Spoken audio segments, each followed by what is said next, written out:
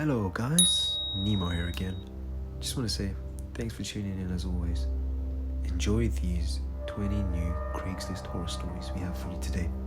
Now if you enjoy these stories, don't forget to smash that like button. And if you're new here, hit that subscribe button and join the family. Now, enjoy these stories.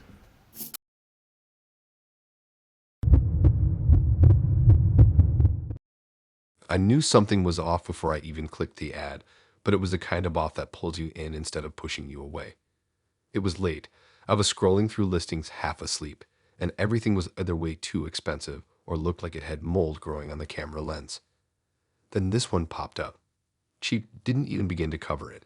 It was listed at $300 a month, utilities included, in a decent part of town. No photos of the bedroom, just the outside of the building and a blurry shot of a hallway. The description was short, almost weirdly short, like whoever wrote it didn't care if anyone understood it. Immediate move-in available. No questions asked. Cash preferred. I should have ignored it, but I didn't. I messaged, got a reply way too fast, and by the next morning I had an address and a time to come by. It was one of those older buildings that looked like it had been renovated a dozen times, but never properly fixed. The paint on the outside was newer than everything else, like they just slapped it on to hide the cracks. The landlord was already waiting by the front door when I got there. Tall, head of stiff, like he didn't move unless he had to. He didn't smile, just nodded once and led me inside.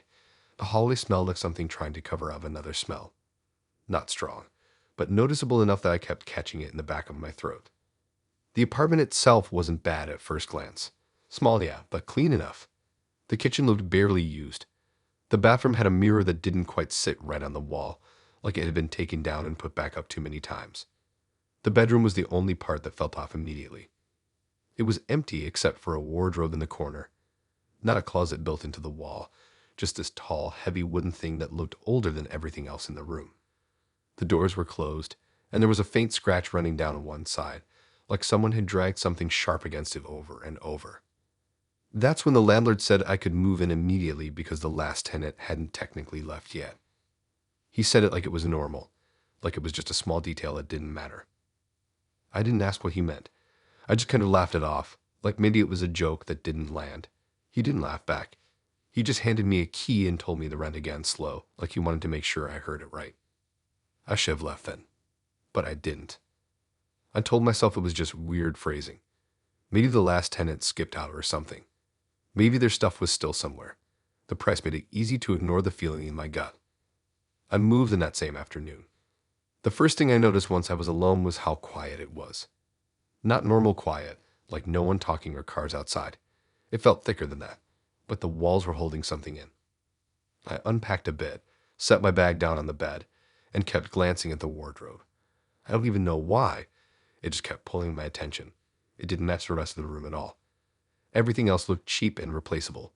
That thing looked solid, like it had been there forever. I tried opening it. It didn't budge. I figured it was stuck, or maybe locked.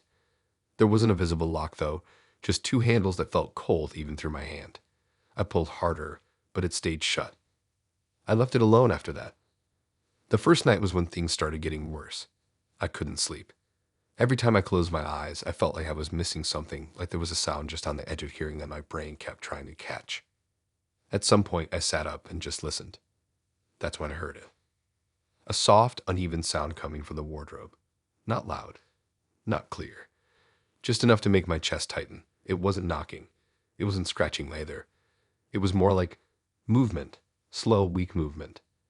I told myself it was the building. Pipes, maybe. Old wood shifting. But it kept happening. I didn't open it that night. The next morning, I convinced myself I was being stupid. Lack of sleep, new place, weird landlord, it all added up. I even laughed about it while I was making coffee, like I had imagined the whole thing. Then I saw the wardrobe door. It wasn't fully closed anymore, just slightly open. Barely enough to notice, but I knew for a fact I hadn't opened it. The gap was thin, just a line of darkness inside. I stood there for a long time, just staring at it.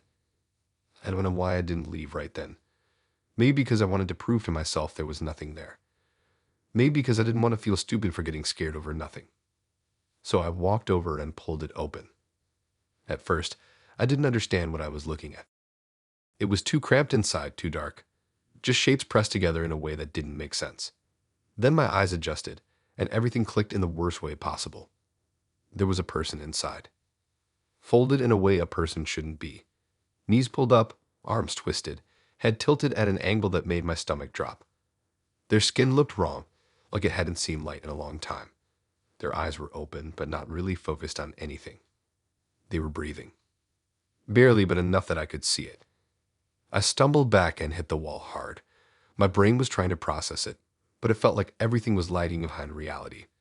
The smell hit me next. That same smell from the hallway. Stronger now, thick and sour. The person didn't move much, just a slight shift, like they were trying to adjust but couldn't. Their lips parted slightly, but no sound came out. That's when I noticed the inside of the wardrobe. Scratches. Deep ones. Covering almost every surface. Not random either. They were concentrated near the doors, like someone had been trying to get out for a long time. I slammed the door shut without thinking. I just stood there, breathing too fast, staring at the wood like it was going to move again. My hands were shaking so bad I had to press them against my legs to steady them. The landlord knew. That was the first clear thought that cut through everything else.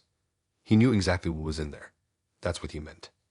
The last tenant hadn't technically left yet. I grabbed my phone, but I didn't call anyone. I don't even know why.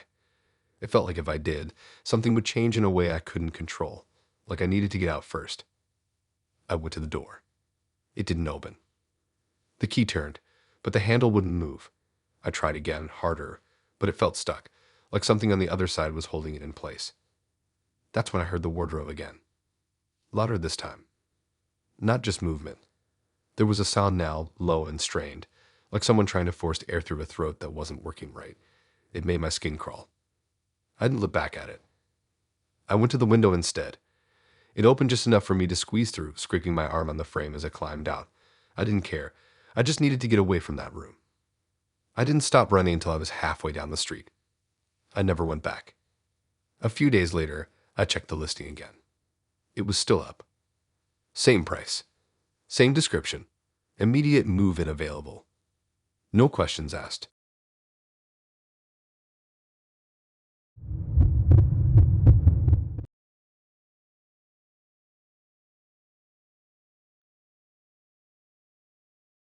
I didn't even want a mirror. That's the part that still gets me. I wasn't searching for one, didn't need one, and my room already had one stuck to the back of the door that worked fine. But this listing kept popping up like it was following me around the site. Every time I refreshed, there was again, same picture, same weird angle, like whoever took it didn't want to show the whole thing. It was listed for $40. Vintage mirror, good condition, must pick up. That was it. No extra details, no measurements, nothing about where it came from. Just one photo of it leaning against a wall that looked like it was in a garage or something. I clicked on it more out of boredom than anything. The frame caught my attention. It wasn't fancy in a normal way, more like it had been carved by someone who didn't follow any pattern. The wood twisted around the edges in uneven shapes, and parts of it looked darker, like it had soaked up something over time. I messaged the seller without thinking too much about it. He replied almost instantly, which should have been the first sign to drop it. Most people take hours or days. This guy was just there ready. He gave me an address outside town, said I could come by that evening. Then he added one thing at the end that didn't really fit with the rest. He said not to cover it at night. No explanation, just that. I remember staring at that message longer than I should have. It didn't make sense, and it wasn't even relevant. Why would I cover a mirror at night anyway? It felt like one of those random superstitions people throw in for no reason. I almost asked what he meant, but I didn't. I just said I'd be there. The place was further out than I expected. Less streetlights, fewer houses, the kind of area where everything feels spaced out on purpose. His house looked normal, though. Small, kind of worn down, but not abandoned or anything.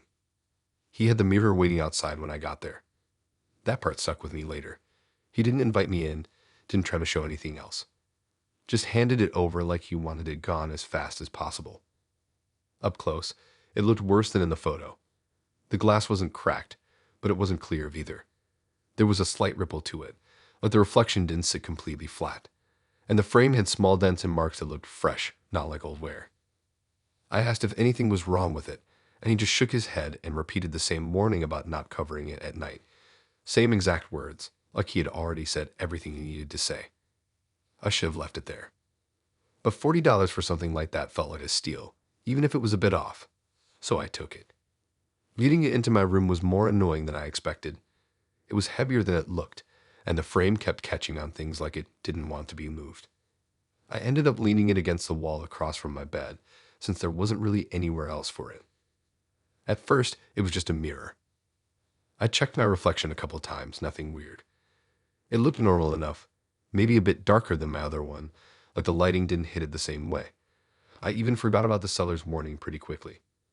The first night, I stayed up late watching videos, barely paying attention to anything around me. The mirror was just there in the background, catching parts of the room in its reflection. Every now and then I glanced at it without thinking, just seeing my room from a different angle. Nothing seemed wrong. Around midnight, I decided to go to sleep. That's when I remembered the warning. Not to cover it at night. I don't even know why I decided to ignore it. Maybe because it felt stupid. Maybe because I didn't like the idea of following some random rule from a guy I didn't know. It made me want to do the opposite just to prove it didn't matter. So I grabbed a hoodie off the floor and tossed it over the mirror. That was it. No big moment. I just covered it and got into bed like it was nothing. I woke up sometime in the middle of the night without knowing why. My room felt different. Not louder, not colder, just wrong in a way I couldn't explain. It took me a second to realize what had changed. The hoodie wasn't on the mirror anymore. It was on the floor. At first, I thought it had just slipped off. It wasn't exactly placed carefully, so it made sense. I almost went back to sleep, but something kept me looking at the mirror. Even in the dark, I could see my reflection faintly. The streetlight outside gave just enough light to make out shapes. I was lying in bed, but my reflection wasn't. It was standing. I didn't react right away. My brain tried to fix it, like maybe I was seeing it wrong or the angle was weird. But the longer I looked, the clearer it got. The version of me in the mirror was upright, right in front of the glass, facing forward. Not moving, not blinking. Just standing there. I sat up slowly, and that's when it should have matched me again. It didn't. The reflection stayed exactly the same. That's when everything hit at once. My chest tightened, and I felt stuck in place, like if I moved too fast, something worse would happen. I waved my hand. Nothing. The reflection didn't copy me. It just stayed there, staring straight ahead. I got out of bed, moving slowly, like I was trying not to trigger anything. As I stepped closer to the mirror, my actual reflection started to appear again, overlapping with the other one. But it didn't replace it. It was like there were two of me in the glass now. One moving, one completely still. I backed away immediately. The second I stepped far enough, the moving version of me disappeared, leaving just a standing one again. I didn't sleep after that. I sat in the corner of my room with the lights on, watching the mirror. The reflection didn't move at all. It didn't even blink. It just stood there like it was waiting for something. Around morning, it finally changed. Not suddenly. Slowly. The reflection turned its head. Just slightly, like it was adjusting its focus. But it wasn't looking at me. It was looking at the bed. That's when I realized something that made everything worse. It wasn't copying me. It was doing its own thing. I grabbed the hoodie again and threw it over the mirror, harder this time, making sure it covered every part of it. I even pushed the frame against the wall so it wouldn't slip off again. Then I left the room. I didn't go back in for hours. When I finally did, the hoodie was still in place. Nothing looked different. For a second, I thought maybe it was over, like whatever happened was just a one-time thing. But I didn't take the hoodie off. I left it covered all day. That night, I made a mistake. I forgot about it for a second. I walked into the room, turned on the light, and without thinking, I pulled the hoodie off the mirror. It happened instantly. My reflection was already there. Standing. Closer than before. And this time, it was smiling. Not a normal smile. It was stretched too wide, like it didn't quite fit my face. I froze again, just staring at it. Then it moved. Not like a reflection should, not matching me. It took a step forward. Inside the mirror. I dropped the hoodie and backed out of the room so fast I almost tripped. I slammed the door and didn't go back in that night. I slept on the couch with the lights on. The next morning, I went straight to the room with a plan to get rid of it. I didn't care about the $40 anymore, I just wanted it gone. But when I opened the door, the mirror wasn't against the wall anymore. It was facing the door, like it had been turned. The hoodie was on the floor again, and my reflection was right there, standing close to the glass, like it had been waiting. I didn't go near it. I grabbed a blanket from the hallway, threw it over the mirror from a distance, and dragged the whole thing out of my room, across the floor, and into the garage. I didn't uncover it again. Later that day, I made a new listing. Same price, $40. I used the same photo the original seller had. I wrote the same short description. And at the end, I added one thing: not to cover it at night.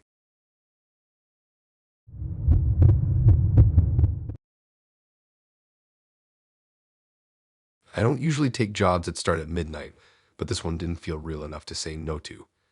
It showed up buried in the listings like it didn't belong there. Just a short post asking for help moving furniture. Cash payment, same night. The pay was $200 for a couple hours, which already felt off. But what made it stick was the timing. Midnight start, no earlier option. That alone should have been enough to skip it. But I was broke, bored, and it sounded easy. Just moving stuff from one place to another. No heavy details, no mirrored instructions in the post itself. I messaged, got a reply almost instantly, and within 10 minutes I had an address and a time confirmed. The guy didn't ask anything about me. No name, no number beyond what I was messaging from. Just told me to be there exactly at midnight and not earlier. I showed up a few minutes late on purpose, just to avoid standing around outside like an idiot. The place was in this quiet area that felt too empty for that time of night. No cars passing, no lights in the other houses. The street lights were on but dim, like they weren't fully working. His house was at the end of the road. It looked normal, but there was something about it that didn't sit right. All the curtains were closed, and there was no light coming from inside except a faint glow through the front window. He opened the door before I'd even knocked. I didn't get a good look at him at first.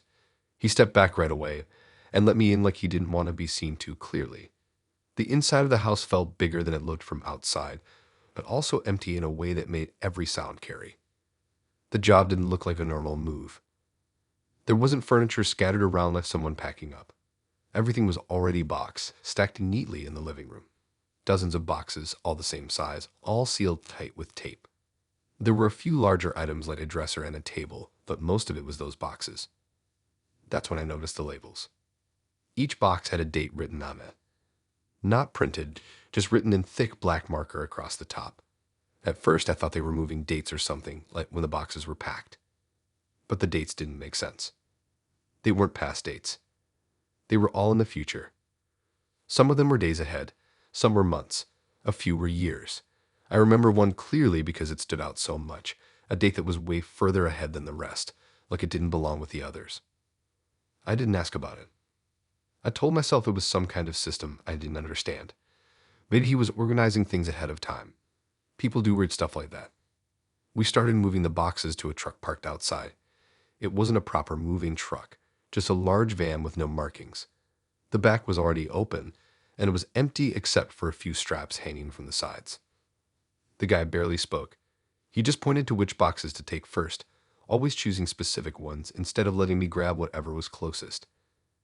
It felt controlled, like the order mattered more than the speed.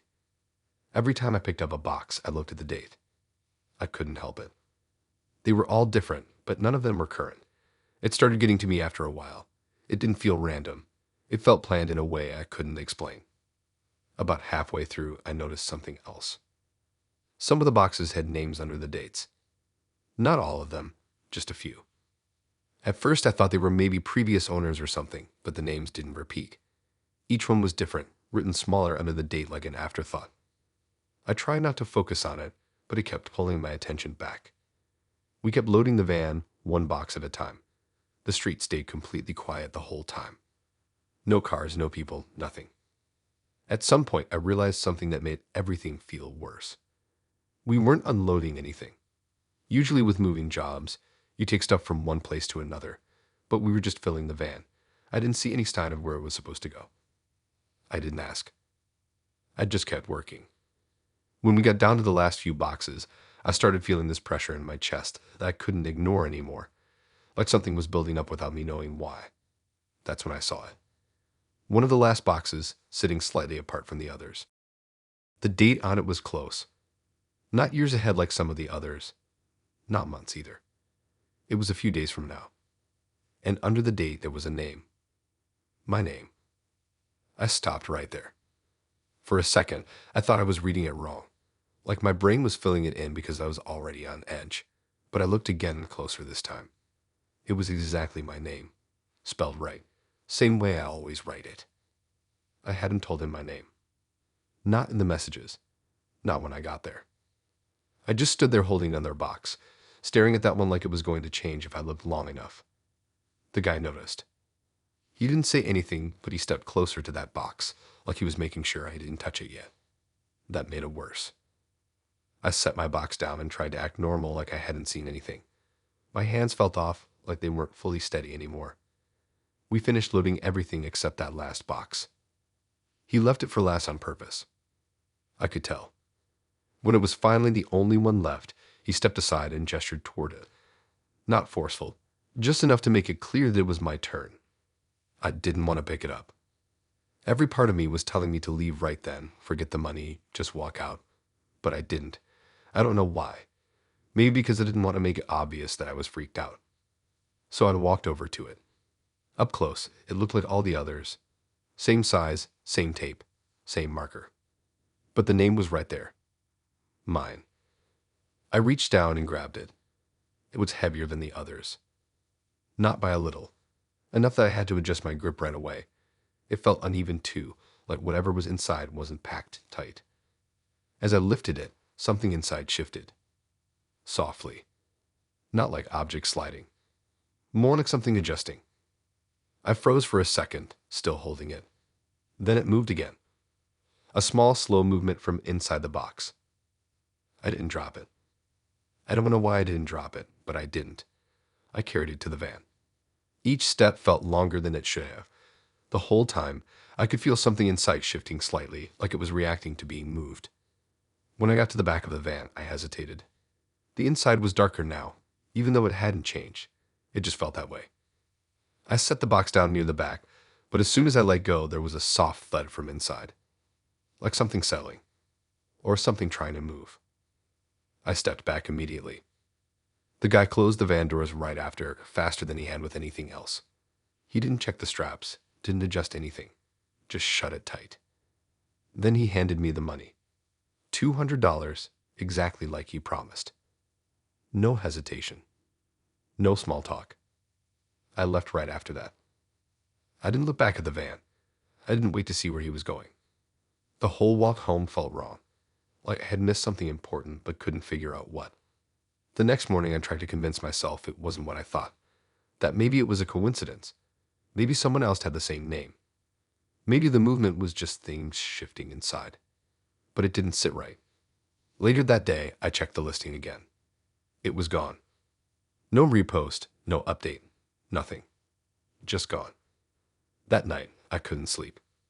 Every time I closed my eyes, I kept thinking about that box. The weight of it, the way it moved, and the date written on top. A few days from now. I still have the $200. I haven't spent it.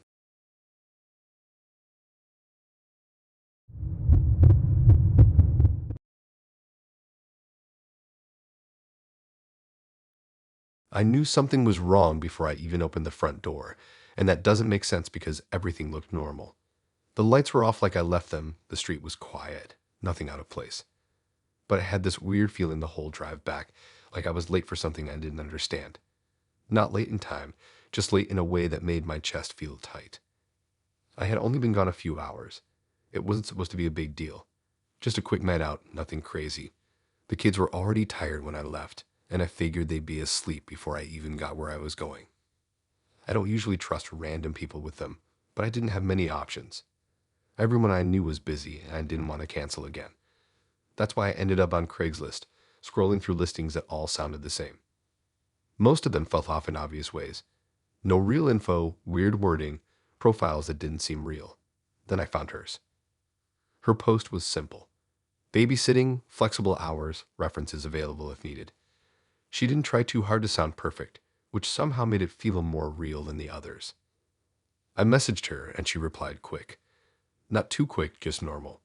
She asked a couple basic things about the kids, their ages, any allergies. Nothing weird. It felt like a normal conversation.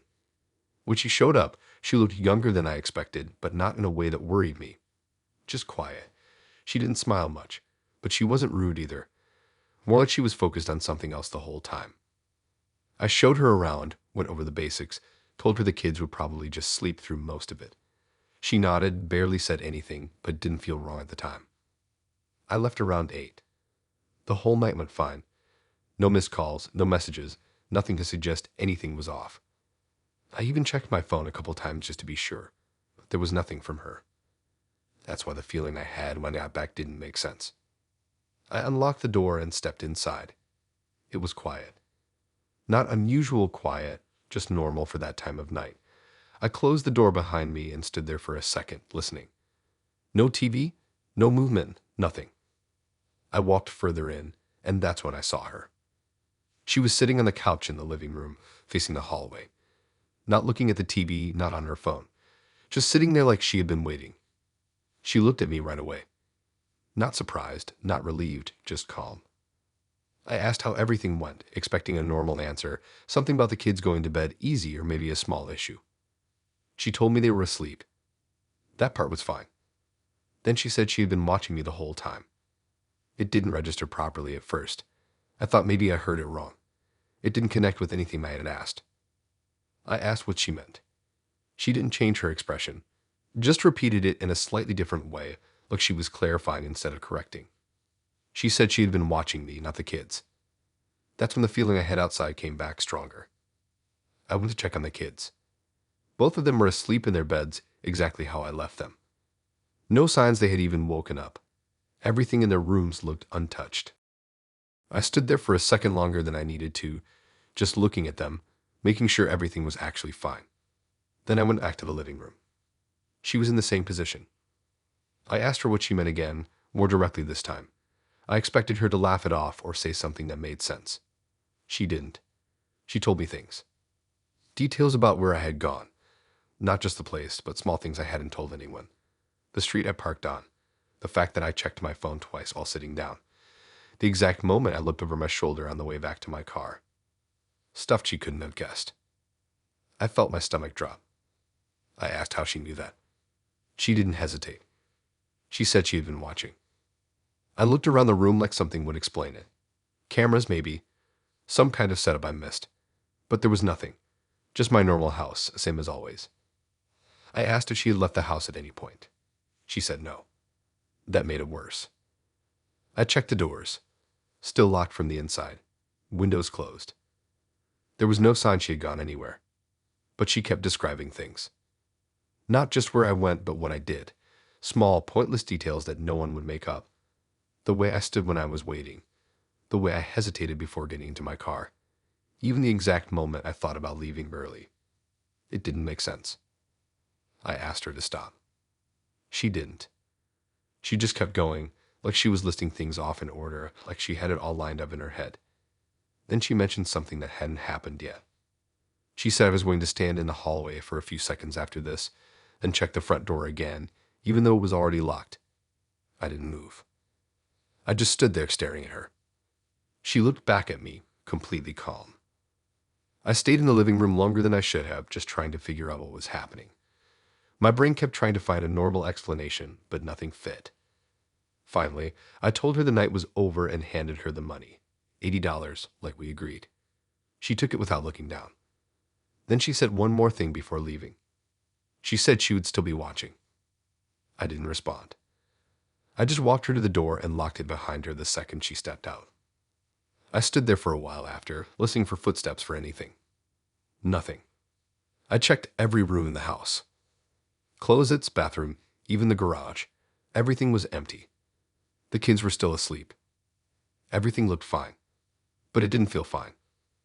I went back to the living room and sat where she had been sitting. From that spot, you can see the hallway, the front door, part of the kitchen. Nothing unusual. I stayed there for a long time, just thinking. Then I got up, walked into the hallway. And without even thinking about it, I stopped for a few seconds. Exactly like she said. I felt it the moment it happened, like I had just followed something without realizing it. I turned and looked back at the living room. Empty. But for a second, it didn't feel empty. It felt like someone was still sitting there, watching. I checked the front door again. It was already locked. I haven't used Craigslist since. I still catch myself pausing in the hallway sometimes for no reason. And every time I do, I think about what she said, that she would still be watching.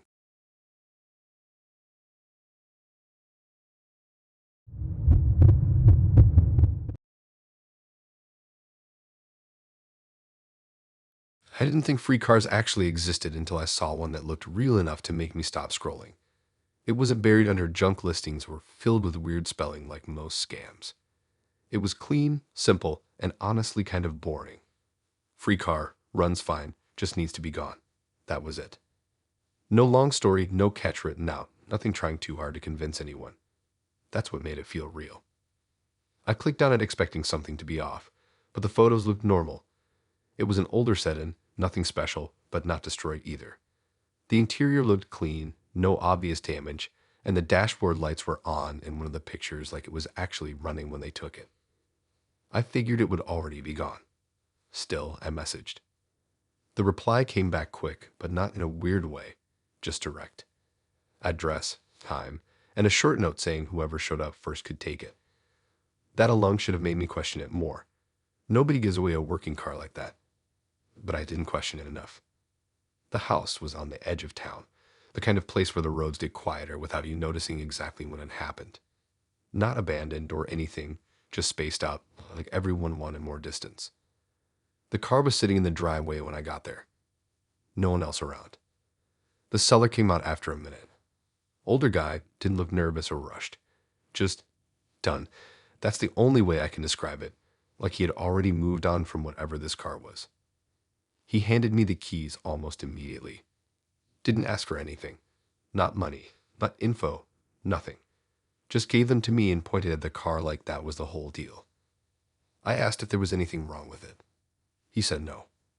Just didn't want it anymore. That was it. I should have pushed more, but standing there with keys to a free car makes it hard to think clearly. I got in and started it, and it turned over perfectly. No weird sounds, no warning lights beyond the usual stuff you'd expect in an older car. Everything worked. The GPS system lit up too, already on. It showed a map with the house as the current location. I didn't think much of it. I drove off without looking back.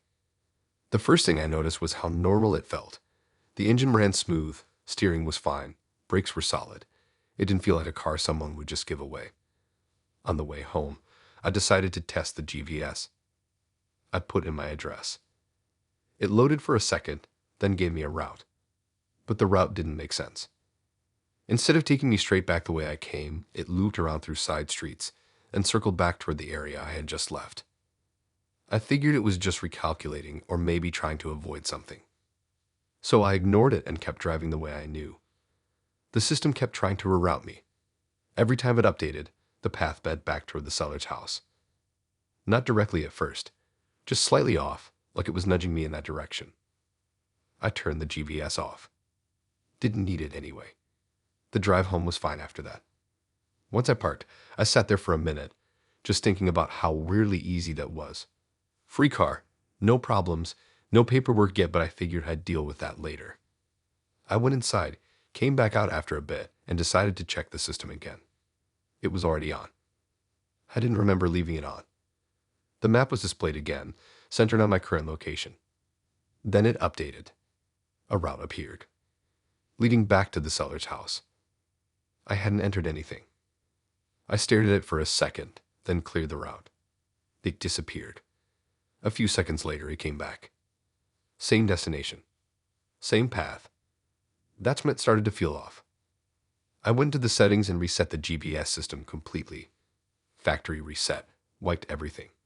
It took a minute, screen went blank, then restarted like it was brand new. No saved locations. No history. Nothing. I entered a completely different address, somewhere across town. It processed, then gave me a route. For about 2 seconds, it looked normal. Then the line shifted, slowly, until it curved back toward the same place, the seller's house. I turned the car off, sat there in silence, just looking at the screen. It stayed on for a few seconds after the engine stopped, then went dark. I didn't touch the car for the rest of the night. The next day, I decided to drive it again just to see if it was some kind of glitch that would fix itself. Everything felt normal again at first. I didn't turn on the GPS. I just drove. After a few minutes, I noticed something else. The turns I was making felt guided. Not forced, just familiar in a way that didn't match where I was trying to go. Like my body was following something without me thinking about it. I caught myself taking a turn I didn't need to. Then another. I checked where I was. I was heading back toward that same area. I corrected it immediately, turned around, went the opposite way. That's when the GPS turned on by itself. The screen lit up, map loading, and the route appeared again. Same destination. I didn't even look at it for long. I just reached over and shut the whole system down. Not just the GPS, the entire console. Screen went black. I kept driving. A few seconds later, a voice came through the speakers. Not loud, just clear enough. It wasn't giving directions. It was repeating the same street name, over and over. The street where I got the car. I pulled over right away, turned the car off. The voice stopped. I sat there, hands on the wheel, trying to figure out what was going on. It didn't feel like a normal malfunction. It felt targeted, like the car wasn't broken. It was set. I drove home without turning anything on, parked, got out, and just left it there. I didn't touch it for 2 days. On the third day, I went out to check something. The car was unlocked. I know I locked it. I always lock it. I opened the door slowly, half expecting something inside. Nothing. Everything looked the same. But the GPS screen was on. Already active. And this time, it wasn't just showing a route. It had already started navigation. The timer was counting down and I had already begun driving. Destination set. The seller's house. I didn't get in. I just closed the door and stepped back. That's when I noticed something I hadn't before. The fuel gauge. It wasn't where I left it. It was lower. Like the car had been driven. I never drove it that far. Not enough to drop it that much. I looked at the tires. There was fresh dirt on them. Not from my driveway. Different color. Different texture. I stepped away from the car completely. That night, I couldn't sleep. I kept thinking about it sitting outside, engine cold, but somehow still active. Around 3 in the morning, I heard something. Not loud. Just the sound of an engine turning over. I didn't go to the window right away. I already knew. When I finally looked, the car was on. Headlights off, but the dashboard glowing faintly through the windshield. I watched it for a while. Then the wheels turned slightly, just enough to adjust. Like it was lining up, facing the street. I didn't go outside.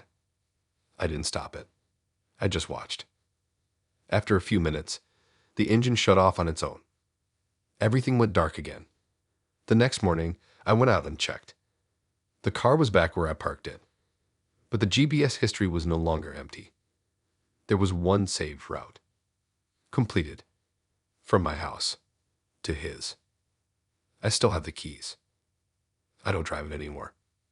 Sometimes when I walk past it, the screen turns on for a second, and every time it does, the map is already set, waiting to take me back.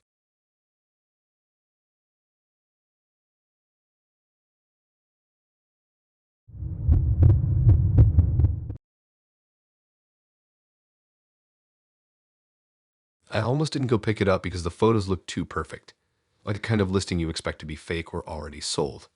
It was this white dress on a mannequin in someone's dim hallway, kind of tilted like it was watching whoever took the picture. The caption was short and weirdly rushed, just a size, a price, and a town about 40 minutes from where I live. No long story, no wedding backstory, nothing about memories or sentimental stuff. Just worn once and a number. $85. I should have noticed that. I was scrolling late at night, couldn't sleep, thinking about the wedding and everything that still wasn't sorted. My fiancé kept saying it didn't have to be perfect, but I knew his family expected it to be. Mine too, honestly. I didn't want to show up in something cheap looking, but I also didn't have the money for anything new, not after deposits and everything else. So I messaged the seller.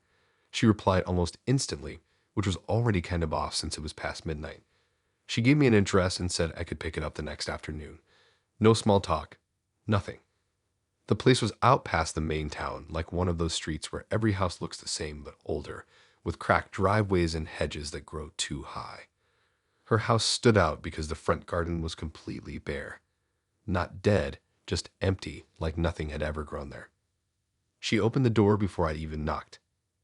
She didn't look how I expected. Younger, maybe late 20s, but something about her face looked tired in a way that didn't match her age. Like she hadn't slept properly in months. She handed me the dress in a garment bag almost immediately, like she didn't want me inside. I still stepped in for a second, though, just out of habit. The hallway smelled faintly like something burnt, but not fresh. Old, like it had soaked into the wall. The next morning, I woke up feeling like I hadn't slept at all. My phone showed I had no notifications, but I could have sworn I heard it buzzing during the night. I checked anyway, nothing. When I looked at the dress again, I noticed the stitching I cut open was back. Not exactly the same, but closed, like someone had redone it quickly. I knew I hadn't done that. I tried to convince myself I just remembered it wrong, but I still went over and checked the seam again. It was sealed, tight. I didn't open it again. That day, I started noticing small things that didn't line up.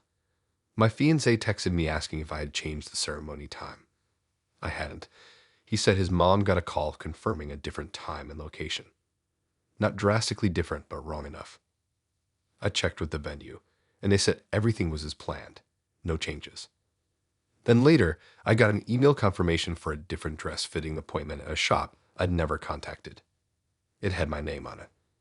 That night, I decided to throw the dress out. I don't know why I waited until night, but I did. I stuffed it back into the bag and took it outside to the bin. When I lifted the lid, I had this sudden feeling that I shouldn't do it. Not like fear, just this strong hesitation. I dropped it in anyway. The next morning, it was back in my room. Still in the bag, hanging on the wardrobe door. I know how that sounds. I checked the bin. It was empty. I started looking into the seller after that. Her profile was gone. The listing was gone. Even the messages were gone. Like I had never contacted her. I went back to the address anyway. The house was there, but it looked abandoned. Windows dusty, no car, no sign anyone had been there recently. The garden was still empty. I knocked, waited, nothing. A neighbor came out eventually and asked what I was doing. I told him I was looking for the woman who sold me the dress. He said no one had lived there for months. I asked about her description anyway, just in case. He went quiet for a second, then said the last person there had been engaged. He didn't say much more than that, just that the wedding never happened. That was it. I went home and tried to forget it. I told myself I was overthinking everything, connecting things that didn't connect. But then I found the note again. Not on my desk where I left it. It was back inside the dress. Same place, same fold. This time there was something else on the back. A date. It was my wedding date. I didn't sleep that night. The next few days got worse in ways I can't fully explain without sounding completely gone. People started acting like they knew things I hadn't told them. My fiancé mentioned a venue change again, even though we never agreed on one. My mom said she got an invitation in the mail already. I hadn't sent any. The scariest part was how normal everyone acted about it. Like I was the one missing something. 2 nights before the wedding, I woke up to the sound of movement in my room. Not loud, just fabric shifting. The dress was out of the bag, hanging from my ceiling light. I don't know how it got there. I didn't touch it. I just left the room and sat in the hallway until morning. I canceled everything that day. Didn't explain much, just said it wasn't happening. My fiancé didn't argue as much as I expected. He sounded confused, like something wasn't lining up for him either, but he didn't push. I packed a bag and left to stay with a friend across town. I didn't bring the dress. When I came back a week later, it was gone. Not missing, just gone like it had never been there. No bag, no note, nothing. I checked everything. The only thing left was a small line of white thread on my floor near the wardrobe. That's it. I still get messages sometimes from unknown numbers asking about the ceremony time. I don't want to answer them.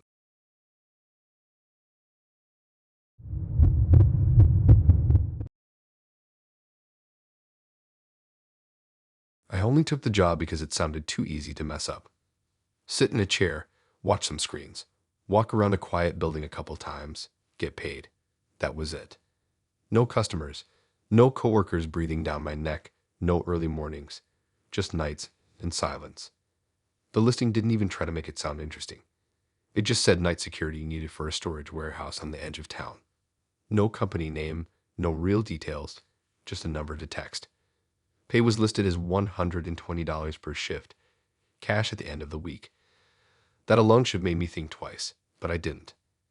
I texted, got a reply almost instantly, and they asked if I could start the next night. No interview, just an address and a time.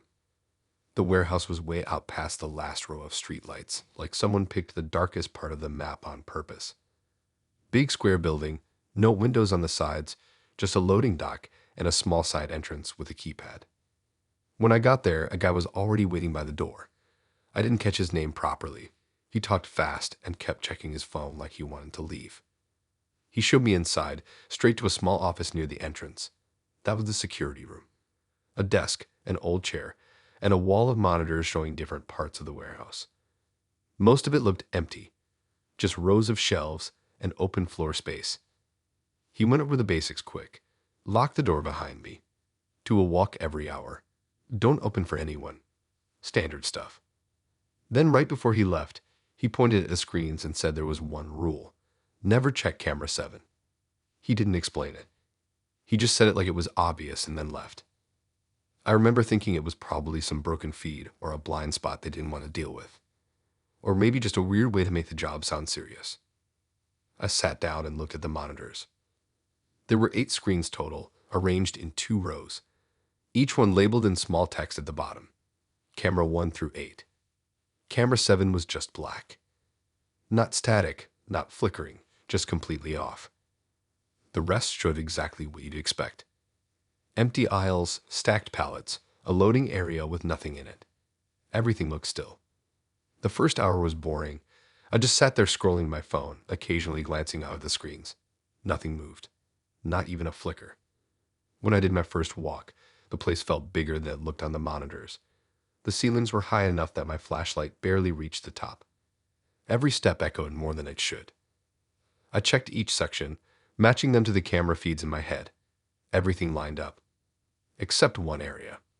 There was a section near the back corner that didn't match any of the screens exactly. I figured it had to be camera 7's view, but I didn't think about it too much at the time. I went back to the office and sat down again. That was when camera 7 turned on. No warning, no flicker.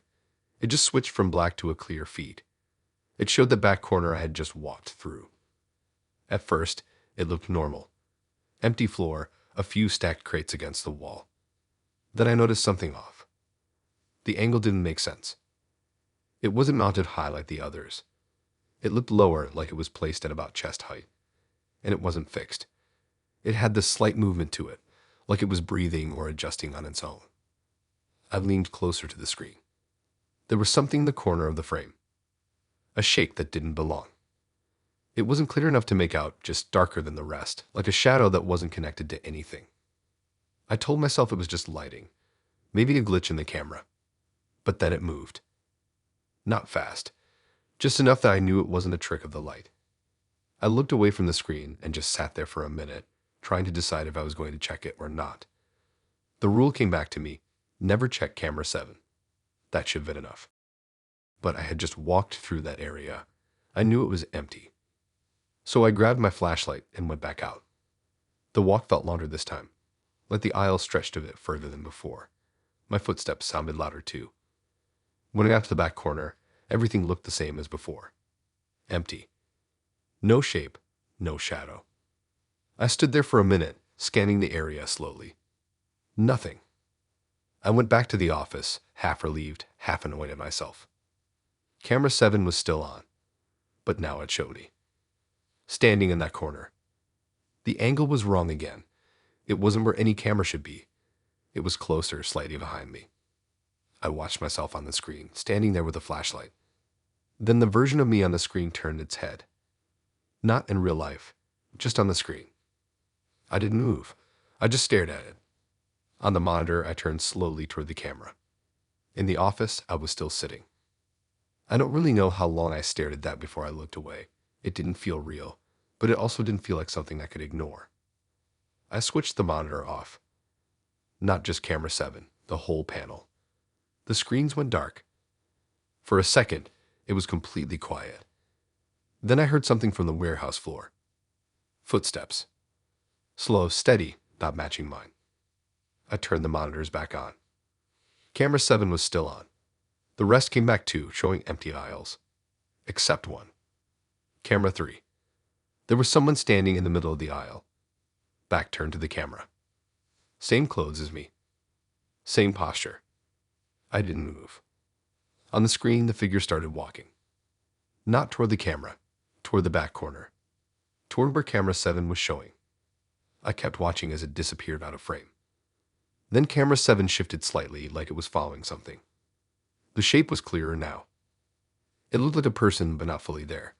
Like parts of it didn't line up right. And I saw it standing next to the other me. Both of them facing the camera. I stood up so fast the chair fell over. I didn't even think about finishing the shift. I grabbed my bag and headed for the exit. As I was unlocking the door, I heard footsteps behind me again. Closer this time. I didn't turn around. I got outside, locked the door, and didn't look back until I was in my car. The building looked normal from the outside. No movement, no lights except the one in the office. I drove home and didn't sleep. The next day, I got a message from the same number asking if I was coming in for my next shift. I didn't reply. Later that night, I got another message. It said I forgot to finish my rounds. I blocked the number. A few days later, I checked the listing again out of curiosity. It was still up. Same pay, same description. But now there was one extra line at the bottom. It said monitoring all 8 cameras required. I know what I saw. And I know there were never supposed to be 8.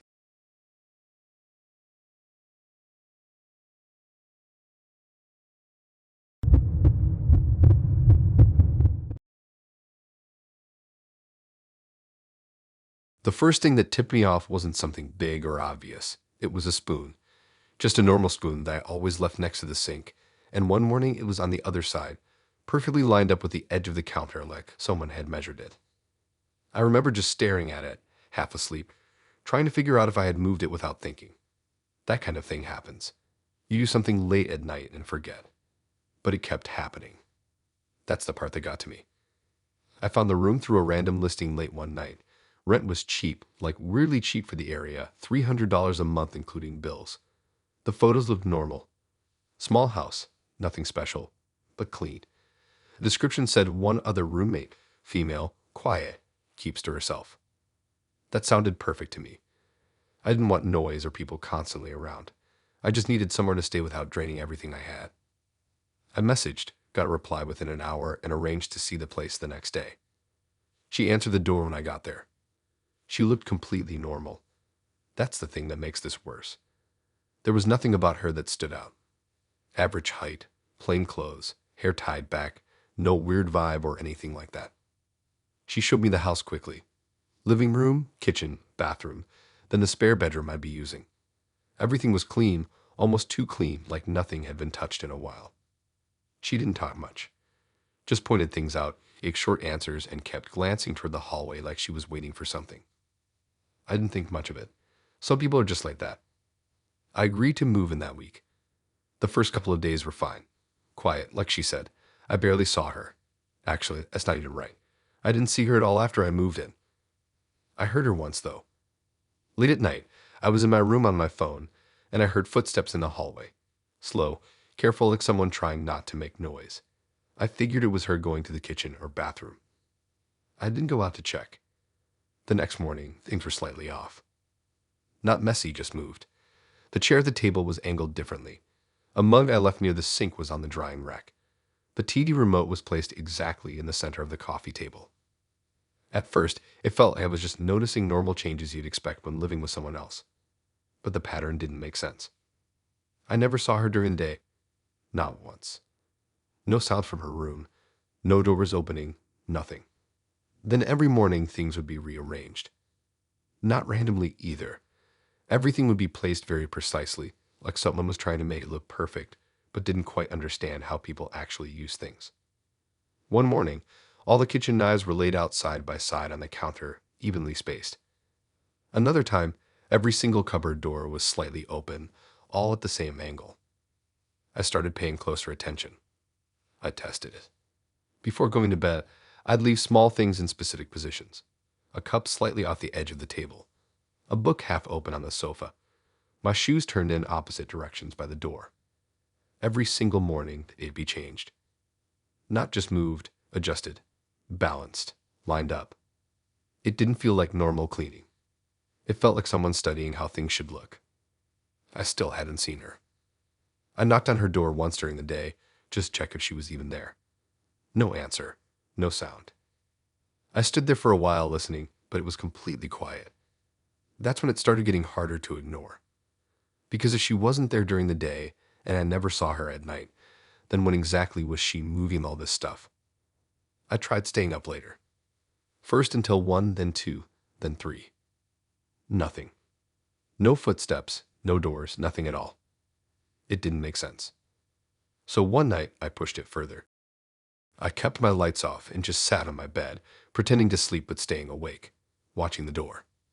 Time passed slow. My phone said 3:40, then 4:10. I almost gave up. Then I heard it. A soft click from the hallway. My door handle didn't move, but I knew something was out there. I stayed completely still. The footsteps started again, same as before. Slow, careful, like every step was planned. I watched the bottom of my door, waiting for a shadow to pass. It didn't. The footsteps stopped right outside. I could feel it, like someone was standing there, waiting. I didn't move. After what felt like way too long, the footsteps started again, moving away. I waited a few minutes, then got up and opened my door. The hallway was empty. Her door was closed. I checked the kitchen. Everything was already rearranged, but I hadn't fallen asleep. That didn't make sense. I went back to my room and didn't sleep the rest of the night. The next morning, I noticed something new. My phone had been moved. I always left it charging on the desk. Now it was on my bedside table, perfectly centered. That meant she had been inside my room, while I was awake. I started checking everything. My bag, my drawers, my closet. Nothing looked missing. But things felt off. Like items were just slightly out of place, not enough to prove anything, but enough to notice if you were looking for it. That's when I found the notebook. I didn't remember putting it there. It was in my drawer underneath my clothes. Plain cover, no label. I opened it. The first few pages were empty. Then I turned another page and saw writing. Not messy, not rushed. Very neat, very controlled. It was descriptions. Of me.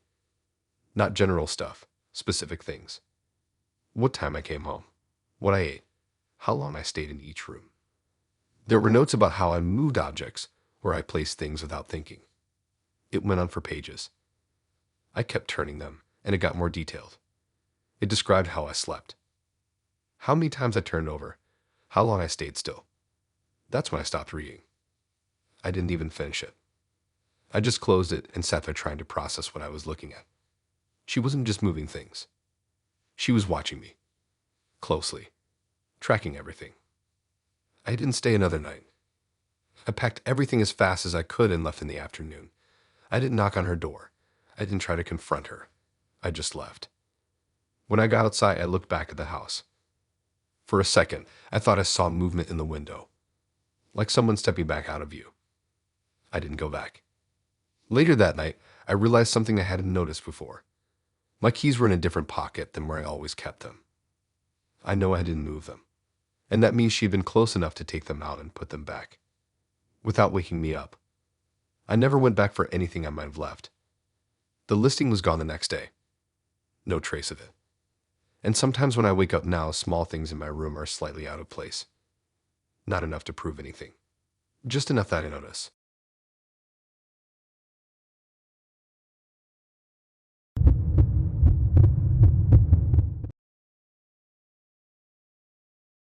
I didn't even need a new phone. That's the stupid part. Mine worked fine, just a cracked screen and a battery that died too fast. But I was bored one night, scrolling through listings like I always do when I can't sleep, and I saw it. It wasn't anything special. Just an older model, couple years out of date, listed for $40. The photos were basic. Phone on a table, screen on, nothing weird. The description was short, said it worked perfectly, just upgraded, and didn't need it anymore. I don't know why I messaged. Maybe because it was cheap. Maybe because I wanted something new without spending too much. It didn't feel like a big decision. The seller replied fast and told me to meet him in a parking lot near a closed supermarket the next day. That should have been enough to make me back out. But I didn't. He showed up right on time. Didn't say much. Just handed me the phone, let me check that it turned on, then took the $40 and left. No small talk, no waiting around. The phone looked clean. No scratches, no damage. Battery was full. I reset it when I got home. Or at least I thought I did. Everything looked wiped. No photos, no apps except the basics. Blank home screen. Except for one thing. There was one contact already saved. Just one. The name was me. Lowercase. No number visible, just the contact name. I remember thinking it was kind of funny. Like maybe the previous owner forgot to delete their own contact or something. I tapped on it. No message history. Nothing. Just empty. I didn't think about it again at first. I put my SIM in, set up my apps, logged into everything. It worked fine. That night, I plugged it in and went to bed. Sometime around 2, I woke up to the screen lighting up. New message. From me. At first, I thought it was just some glitch or notification bug. Then I opened it. The message said I was about to get up and go to the kitchen. That's it. No punctuation, no extra words. Just that. I remember just staring at it, trying to figure out what it even meant. I hadn't moved. I was still in bed. Then I felt thirsty. Like suddenly aware of it. I told myself it was just because I woke up. That's normal. But the message was sitting there. I was about to get up and go to the kitchen. I stayed in bed for a minute, just to prove it wrong. Then I got up anyway. I didn't even think about it, just did it. Halfway to the kitchen, it hit me. I stopped in the hallway, phone still in my hand. I had just done exactly what the message said. I went back to my room and didn't sleep much after that. The next morning, I checked the message again. Still there. No new ones. I tried texting the contact back. Nothing happened. It didn't send, just stayed there like there was no real number behind it. I almost forgot about it during the day. I was out, busy, not really thinking about it. Then around the afternoon, my phone buzzed again. Another message from me. It said I was going to drop my keys. I read it and kind of laughed. It felt stupid in daylight. Then I stood up from where I was sitting, and my keys slipped right out of my pocket. Hit the ground exactly like that. I didn't even react at first. I just picked them up slowly, trying to replay it in my head. I hadn't been moving fast. They just fell. That's when it started to feel off. Not scary yet, just wrong. Like something was slightly out of sync. I kept the phone on me the rest of the day, checking it more often than I wanted to admit. The next message came an hour later. It said I was waiting as a call. I stared at it for a while, waiting. A few minutes later, my phone rang. Unknown number. I hesitated, then picked it up. No one answered. Just silence. Then the call ended. I checked the message again. Still there. I started going back through everything, trying to find a normal explanation. Maybe some kind of scheduled message app or prank software. But there was nothing installed. Nothing running in the background. The phone was clean. That night, I didn't plug it in right away. I just sat there scrolling through the settings, trying to find anything unusual. Nothing stood out. Then the screen lit up again. Another message. It said I was going to check the front door. I didn't move. I just sat there staring at it. I had no reason to check the door. Everything was locked. I stayed still for a while, trying to ignore it. Then I heard something. A soft sound from the hallway. Not loud, just enough to notice. My brain filled in the rest. I stood up without thinking and walked to the door. Checked the lock. It was fine. But I had still done it. I went back to my room and sat down, trying to keep everything straight in my head. The messages weren't random. They were small things. Normal actions. Things I would probably do anyway, but always just before I did them. That's what made it worse. The next message changed that. It came late after midnight. It said I was going to open the back door. I don't use the back door. Ever. It leads to a small yard I don't really go into. I read it and immediately shook my head. No. I wasn't going to do that. I stayed on my bed, phone in my hand, waiting. Minutes passed. Nothing happened. I felt this weird sense of relief, like I had finally broken whatever was happening. Then I got another message. It said I was going to ignore the last message. I froze. That's exactly what I had just done. I hadn't gone to the door, but I had ignored it. My chest felt tight, like something was closing in. I got up anyway. Not to follow it. Just because I couldn't sit still anymore. I walked into the hallway, trying to clear my head. Then my phone buzzed again. It said I was going to open it now. I was already standing near the back door. I don't even remember walking there. My hand was on the handle. I forced myself to stop. I stood there for a long time, just holding it, trying to pull my hand away. Eventually, I did. I went back to my room and turned the phone off. It didn't help.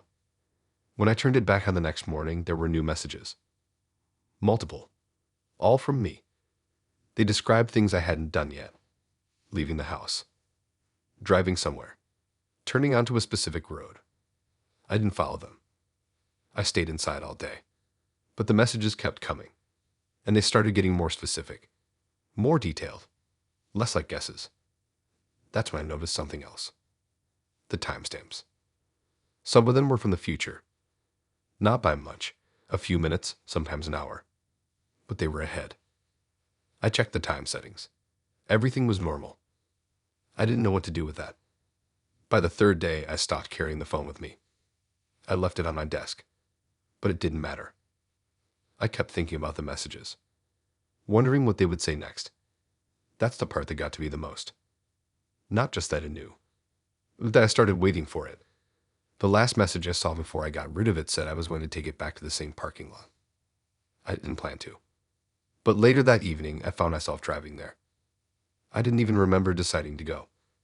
I just ended up in the car. Halfway down the road, I realized what I was doing. I turned around. Went back home. I didn't sleep that night. The next morning, the phone was gone. I didn't throw it out. I didn't take it anywhere. It was just gone from my desk. I checked everywhere. Nothing. But my charger was still plugged in. And later that day, I felt my pocket buzz. I reached in without thinking. There was no phone there. Still isn't. But sometimes I feel it vibrate. Like something is still sending messages I can't see.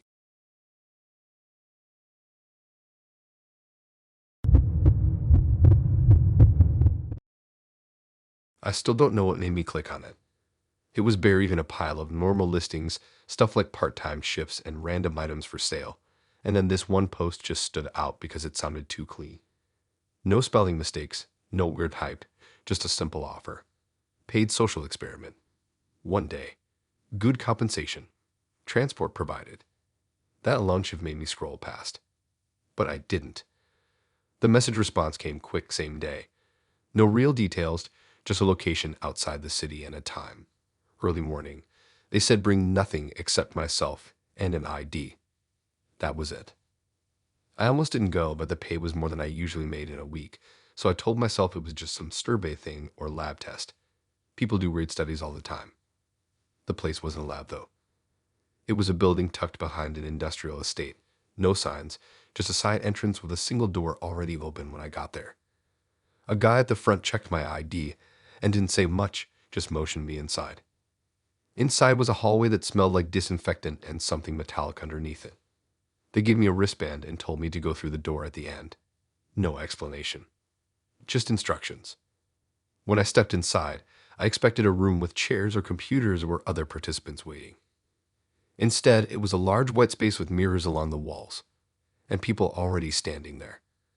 At first, I didn't understand what I was looking at. They all looked like me. Same face, same height, Same posture, same clothes, except slightly different conditions. One had longer hair. One looked like they hadn't slept in days. One had a faint cut on the cheek that I recognized but couldn't place. It was like looking at myself at different points in time that didn't belong to me. No one spoke. They just stood there, scattered across the room, all looking slightly off in timing, like they weren't fully sensed. I stepped in further, and the door closed behind me. That sound echoed more than it should have. One of them turned their head toward me, then another. Not fast, just slowly, like they had been waiting for that exact moment. I stayed near the entrance for a while, trying to figure out what I was supposed to do. There were no instructions inside the room, no signs, just mirrors and versions of me standing in silence. Then I noticed something. The closest one wasn't just similar. It was me, but older. Not by much, maybe a few years, but enough that I could see the difference in skin and tiredness in the way the eyes didn't sit the same. It had the same wristband, same color, same number format. It was just slightly faded. I looked away from it, then back again, and it was still there, watching me. Slowly, more of them started moving, not walking around, just shifting positions slightly, like they were adjusting to something. I stayed still. Then one of them walked past me, close enough that I could smell something familiar. Same scent I used, just older somehow. It didn't look at me directly. It just kept going like I wasn't new. That's when I realized something worse. They weren't reacting to me like I was separate. They were reacting like I was the one out of place. The room started to feel smaller the longer I stayed in it. Not physically smaller, just tighter, like the walls were paying attention.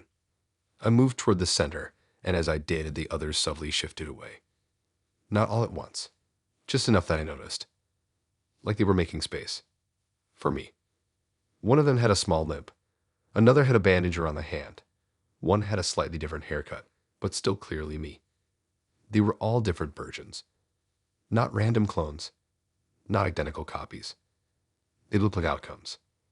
Like different directions I could have gone. I started counting them without meaning to. 10. 12. More kept appearing at the edges of the room as I moved. None of them spoke, but they all tracked me. Every step. I reached one of the mirrors and looked at myself directly. For a second, I thought it would just reflect normally, but it didn't. The reflection didn't match my movements exactly. It was slightly delayed, and older. Not by much. Just enough that I noticed the tiredness around the eyes, the faint mark on the neck I didn't have yet. I stepped back. The reflection stayed there a second longer than it should have before catching up. Then I saw something worse in the mirror behind me.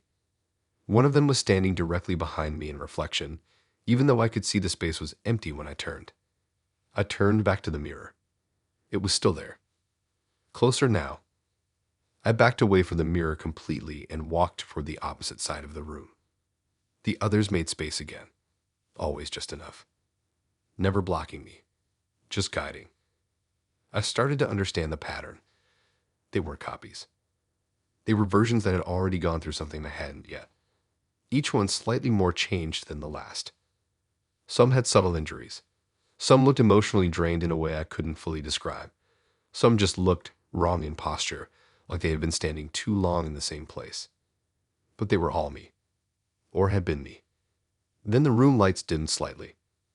Not fully dark, just enough that the mirrors became more reflective than the space itself. And that's when I saw the movement behind the glass. Not just reflections anymore. Depth. Like the mirrors weren't flat anymore. One of the older versions stepped closer to the surface of the mirror and placed its hand on it. From the other side, I backed up immediately. But every mirror now had one of them near it. All watching. All waiting. The room felt like it was settling into something. Like I had arrived late to something already in motion. Then I saw the door I came through. It was no longer where it was supposed to be. Just another mirror now. No exit. Only reflections. The versions closest to me started moving again. Not aggressively. Just approaching in a slow, steady pattern. Like they already knew what came next. I backed into the center without realizing it. And all of them stopped at once. Perfect timing. Every version of me now formed a circle around me, leaving just enough space in the middle. The oldest one stepped forward slightly. Not enough to break the circle. Just enough to be closer than the rest. It looked at me directly.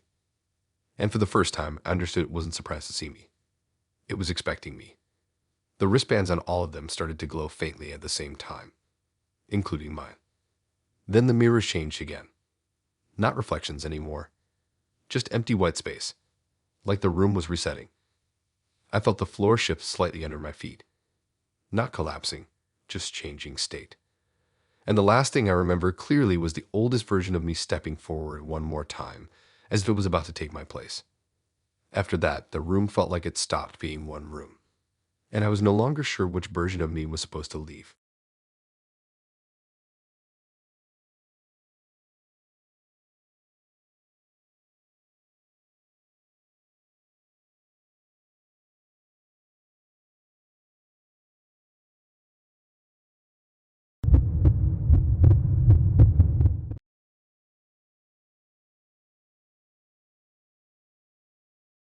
I still remember the exact moment I realized the job wasn't normal. It started like something harmless. A listing asking for someone with basic tools and free time to help dig a large hole in a backyard. Pay was better than anything else I'd seen that week, and the message made it sound like simple landscaping work. Nothing complicated. Just dig, move dirt, repeat.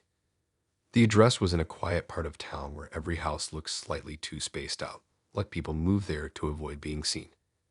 The guy who answered the door didn't look strange at first. Mid-40s maybe, tired face, normal clothes, nothing memorable. He didn't explain much, just showed me the backyard and pointed to a marked square of ground already half started. The soil was soft enough. Someone had clearly begun before me. He said he needed it deeper. No reason given. I didn't ask. First couple of hours were normal enough. Just digging, lifting dirt, tossing it to the side. The man stayed inside most of the time, only coming out once to check progress, and leaving again without much reaction. The hole was already deeper than waist height when I started. I kept going. There's something about repetitive work like that. Your mind kind of disconnects. It becomes rhythm. Shovel, lift, drop, repeat. At some point, I noticed the soil changed. It got harder, more compact, almost like clay mixed with something else. I had to put more effort into each scoop. That's when I hit something solid. At first, I thought it was just a rock. That happens all the time when digging, but this didn't feel like a rock. It had a flatness to it, too even. I cleared more dirt around it. It looked like concrete. Not natural. Poured. Man-made. I called up to the house immediately, and the guy came out fast, faster than before. He looked down into the hole and froze. I remember that part clearly. He didn't ask questions, didn't inspect it properly, just stared at the exposed surface like he already knew what it was. Then he told me to stop digging. No explanation, just immediate panic. He said to cover it back up. I asked what it was, but he didn't answer, just kept repeating to leave it alone. Then he went back inside and shut the door. That should have been the end of it.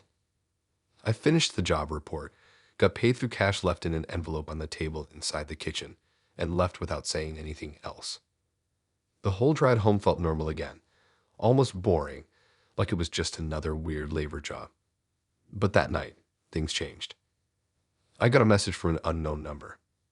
No name, no profile. Just one line. Please keep digging. I stared at it for a while, thinking it was some kind of prank. Maybe a friend messing with me. I ignored it and went to sleep. The next morning, I woke up to 2 more messages. Same number. Same line repeated. Please keep digging. I deleted them. Then I tried calling the guy from the job. The number I had from the listing didn't go through anymore. Disconnected. That was the first real moment of unease. I told myself it didn't matter. Job was done. Not my problem. But that afternoon, I noticed something off. My phone had a new contact saved. No name. Just the same number that had messaged me. I didn't save it. I checked everything. Call logs, settings, apps. Nothing explained it. I deleted it again. That night, another message came. Please keep digging. This time there was something attached. A photo. It was the hole. From above. but it was deeper than I left it. A lot deeper. And there was something visible at the bottom that hadn't been there before. A shape. Not fully clear, but too structured to be dirt or stone. I zoomed in. It looked like part of something large buried underneath. Something that shouldn't be there. I didn't sleep much after that. The next day, I went back to the house. I don't know why I did it. Curiosity, maybe, or just needing to confirm it was real. The house looked normal from the outside, but the backyard was different. The hole was still there, covered. Fresh dirt on top like someone had filled it in recently. No sign of the man. I knocked on the door anyway. No answer. I checked around the side of the house. Everything looked untouched except the backyard. I didn't stay long. That night, the messages started again. Please keep digging. But now they were coming faster. Multiple at once. Same number. Same message. Then something new appeared. Coordinates. Not words this time. Just a location. Same house. I tried blocking the number. It didn't work. The messages kept coming through anyway. I started ignoring them completely, but they didn't stop. Each night, more messages. Each one slightly different. Some included timestamps. Some included short clips. One of the clips showed the backyard again, but the hole was open and deeper than before. At that point, I stopped going outside at night, but the messages kept describing things I hadn't told anyone, like what tools I used, the exact depth I reached before I stopped, even the moment I hit the concrete. That's when I realized something that made it worse. No one else had been there when I found it, but the messages were acting like someone had been watching the whole time. On the fourth night, I got another photo. This time, it wasn't the hole. It was inside the hole. A closer shot. The concrete layer had cracked, and something underneath was visible again. More defined now, like a structure buried under the ground. Not natural. Not random. Intentional. The message after that was shorter. Just 2 words. Don't stop. I tried deleting everything again, but my phone froze. When it came back on, the messages were already open, like they had always been there. I didn't go back to the house after that, but I started noticing small things. Dirt on my shoes I didn't remember stepping in, a faint smell of soil in my room, and scratches on my phone screen that weren't there before. The last message came just before sunrise. No photo this time. No extra words. Just a location pin. Same backyard. And underneath it, one line. You didn't finish. I haven't been back. But sometimes I still get notifications with no sound. And when I check, the messages are already read.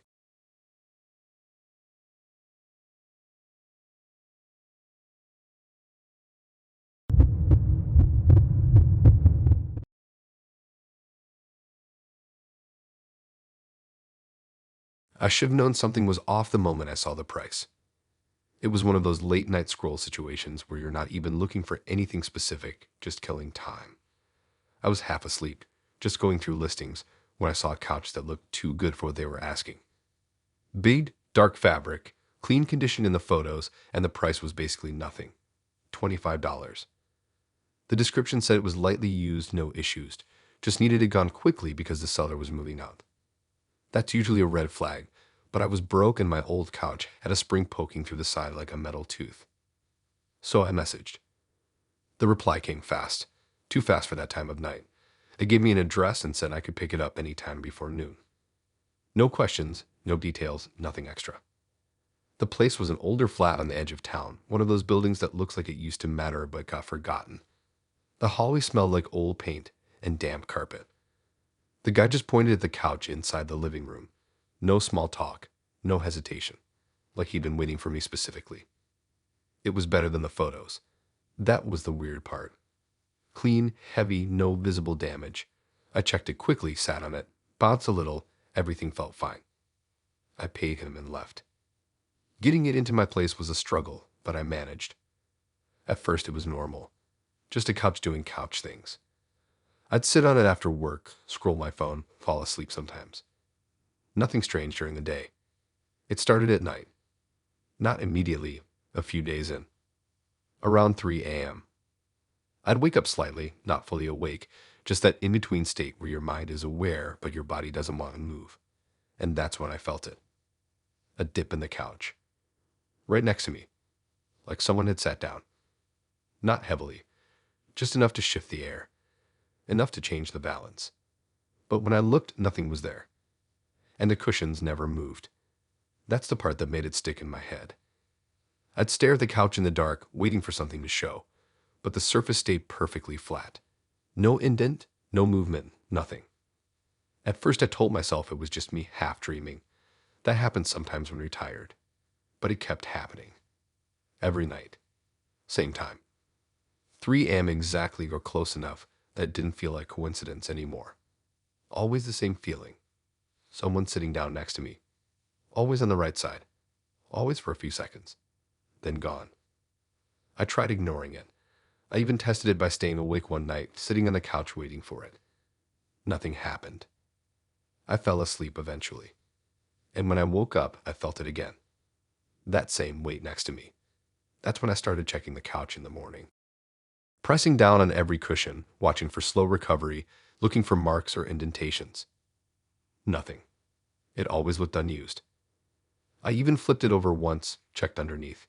Clean frame, nothing unusual. No loose parts, no hidden mechanisms. Just a normal couch. But the feeling didn't stop. It started affecting the way I slept. I'd avoid lying on that side. I'd shift closer to the edge. I'd keep the lights on sometimes just to see if anything would change. It didn't. One night I decided to record it. Set my phone up facing the couch before going to bed. I didn't even try to sleep properly, just waited. Around 3 a.m. I felt it again. That sudden dip next to me. I grabbed my phone immediately and checked the recording. Nothing. The couch was empty the entire time. No movement. No shadow. No change in lighting. But I still felt it. That was the part I couldn't explain. Because my body reacted before my eyes did.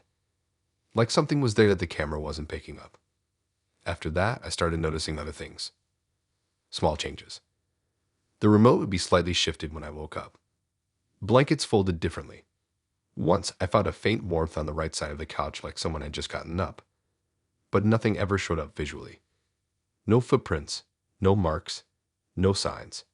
Just a sensation. Always at 3 a.m. Always beside me. I started sleeping less on the couch and more in my room, but it didn't matter. The feeling still came when I was nearby, even if I wasn't touching it. That's when I started thinking maybe it wasn't about the couch itself. Maybe it was about the space it occupied, like something attached to it, or something that came with it. I tried moving out of the living room one weekend, dragged it into the hallway just to see if anything would change. That night, I slept in my room. At 3 a.m., I felt it again.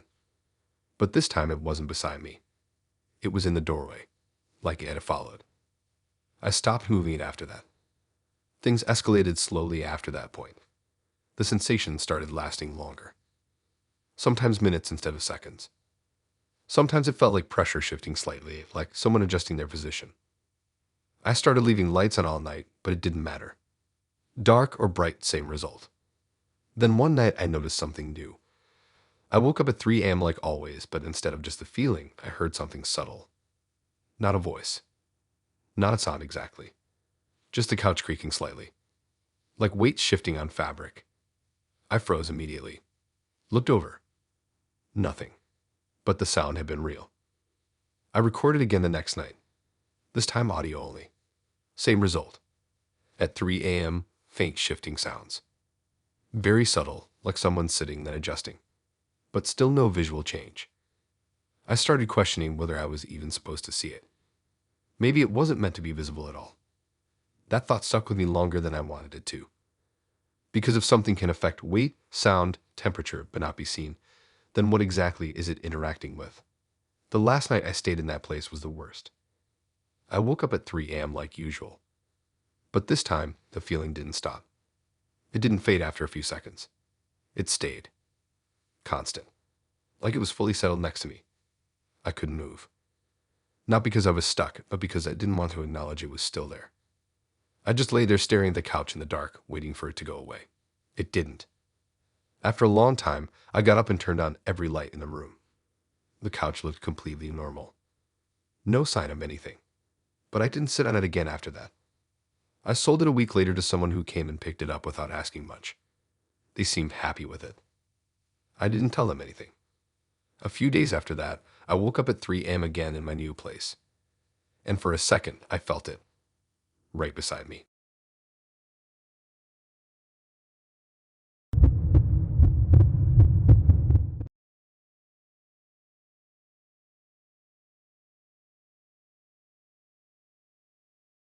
I only clicked the listing because it sounded like the easiest money I'd ever seen. Be an extra in a film. 1 day shoot. No acting skills needed. Pay was decent, like better than most temp jobs, and it said they just needed people to fill background scenes in an indie project. There was even a location pinned already, which I thought was kind of convenient. Out in an old part of town, near some unused office buildings that looked like they'd been sitting empty since forever. I showed up early. That was my first mistake. The building didn't look like a set. No vans, no equipment trucks, no signs of production. Just a single entrance door slightly open like it was waiting. Inside was worse. Empty hallway. No decorations. No posters. No crew tables. Just silence and the faint hum of something electrical deeper inside. At the end of the hallway, there was a large open room. And a camera. That's it. No lighting rigs. No sound setup. No staff moving around with headsets. Just a single camera mounted on a tripod pointed at the center of the room. On a chair next to it was a stack of printed papers. I walked in slowly, expecting someone to show up any second. No one did. The room already felt like it had been used before I got there, like I was late to something that hadn't officially started. The papers on the chair were scripts. Not a general script. Not a storyboard. It was written like instructions. Step by step. First page described me walking into the room and looking around. Exactly what I had just done. I stopped reading for a second, thinking maybe this was some kind of immersive art thing. Then I kept going. The next page described me noticing the camera. Then me walking closer to it. Then me picking up the script.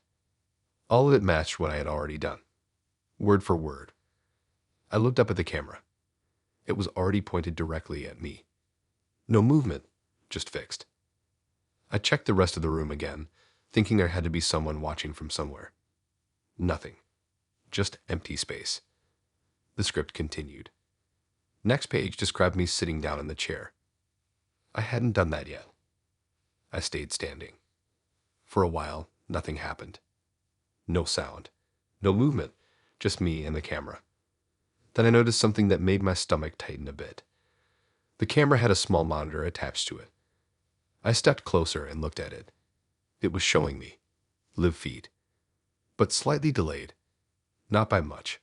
Maybe a second or two. I waved my hand in front of myself. The feed showed it right after. That part was still normal enough. Then I flipped the next page of the script. It described me checking the monitor. That's when I stopped reading for a second. Because that's exactly what I was doing at that moment. I put the script down. Tried to step away from the chair. The camera moved slightly. Not a big movement, just a small adjustment. Like it was tracking me.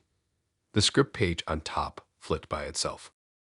No wind, no one touching it. Just turned over. I looked back down. The next page described me hesitating. That exact moment. I backed up slowly. The camera followed again. Not obviously, just enough that I noticed the angle shift. The script continued updating itself. Page after page already matching what I was doing. Then something changed. The next page didn't describe what I was doing anymore. It described what I was about to do. It said I was going to sit in the chair. I didn't. I stayed where I was. But my body felt like it wanted to anyway. Like a suggestion building up in my muscles. The room felt tighter. Not physically smaller, just like the air had less space in it. I looked away from the script and focused on the camera. The feed showed me still standing. But the version of me in the feed looked slightly different. Not visually wrong. Just delayed in a way that felt deeper than before. Like it wasn't just time lag anymore.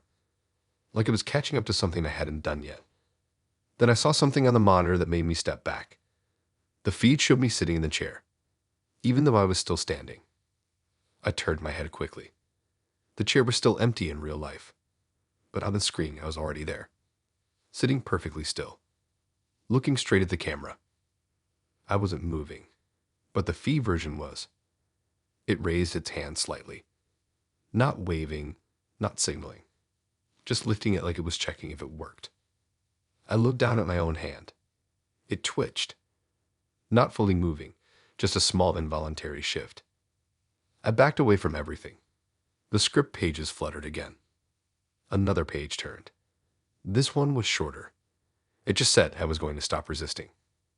I dropped the script completely and turned toward the exit. The door I came in through wasn't where I remembered it. The hallway looked longer now, like it had stretched while I wasn't paying attention. I started walking anyway. Every step I took felt slightly off rhythm, like something was trying to match it. Behind me, the camera made a soft mechanical adjustment sound. Not loud, just enough to confirm it was still tracking me. I didn't look back.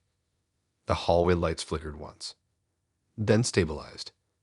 But the brightness felt different, more controlled, like it was reacting instead of existing.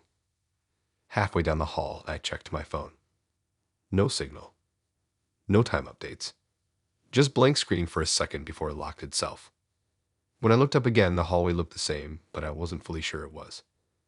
The walls had no texture now, just smooth, flat surfaces, like it had been simplified.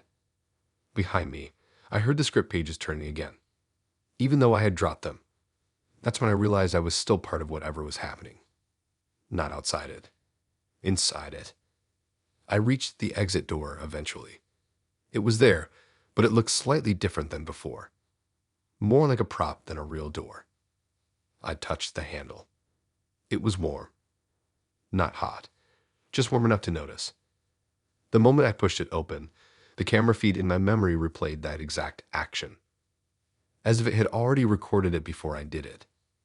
Outside was normal streetlight and empty pavement, but I didn't step out immediately, because for a second I saw the monitor again in my head, and on it I wasn't leaving. I was still inside the room, still sitting in the chair, still facing the camera, and the script on the chair had one final page added, already written, already waiting.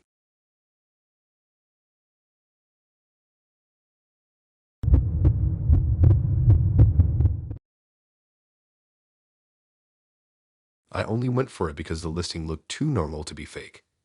Just a basic post. Cat needs new home. Indoor only. Calm temperament. No issues. There was a blurry photo attached, and even in that bad quality, you could see it sitting on a couch staring at something above the camera frame instead of looking forward like a normal cat would. The price was basically nothing. Just wanted it gone. I figured it was one of those situations where someone moves and can't take a pet. Nothing unusual. I messaged and got a reply within the hour. Pickup address, no extra info. When I got there, it was a small apartment building near the edge of town, the kind where every hallway smells slightly different depending on the floor. The person who handed over the cat didn't say much, just opened the door a bit, placed the carrier in my hands, and closed it again. No paperwork, no questions, just done. Inside the carrier, the cat was quiet. Not scared, not curious, just still. That was the first odd thing. Most cats react at least a little when being moved. This one didn't do anything. I brought it home and opened the carrier in my living room. It stepped out slowly. Then it immediately walked to the corner of the ceiling. Not the floor, not the furniture.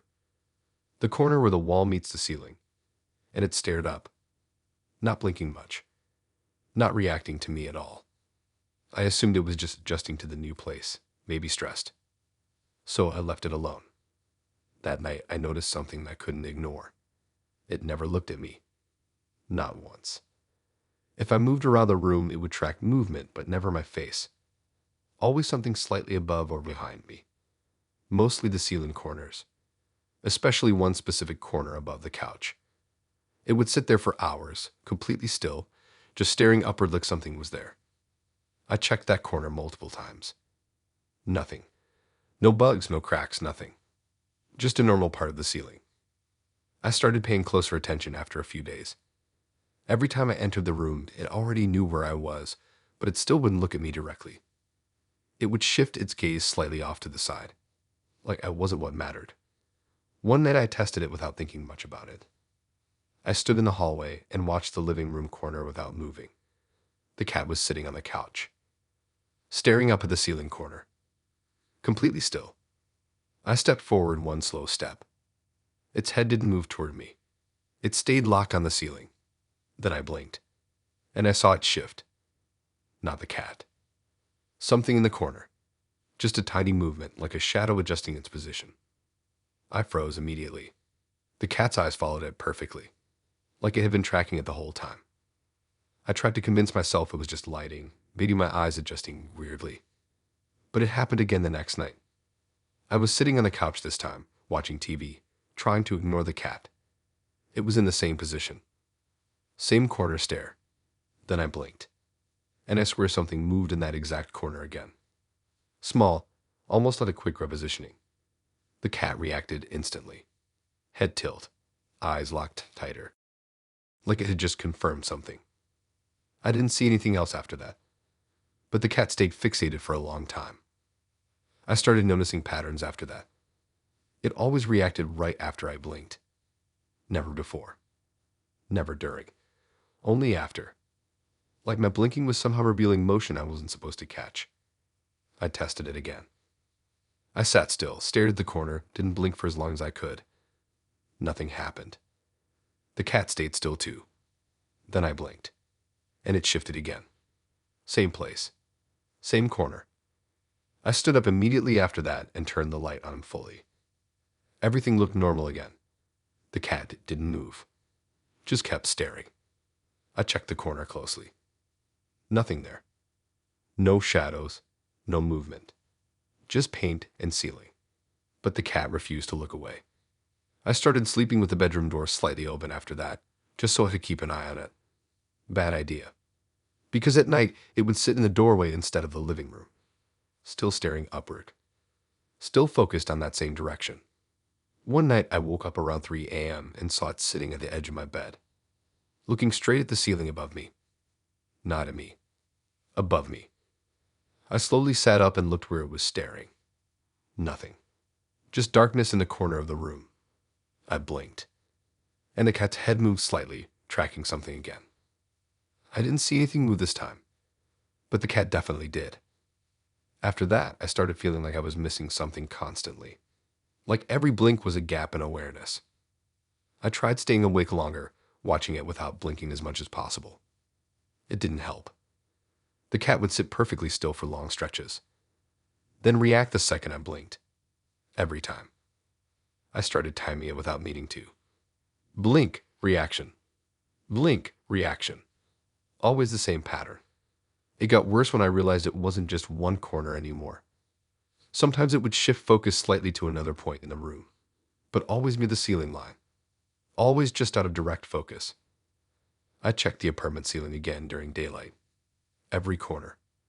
Every angle. Nothing unusual. But the cat acted like the room was full of something I couldn't see. One evening I was sitting at the table when it suddenly left the living room completely. I followed it.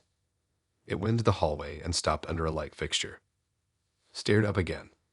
I stood there watching it, and I noticed something I hadn't before.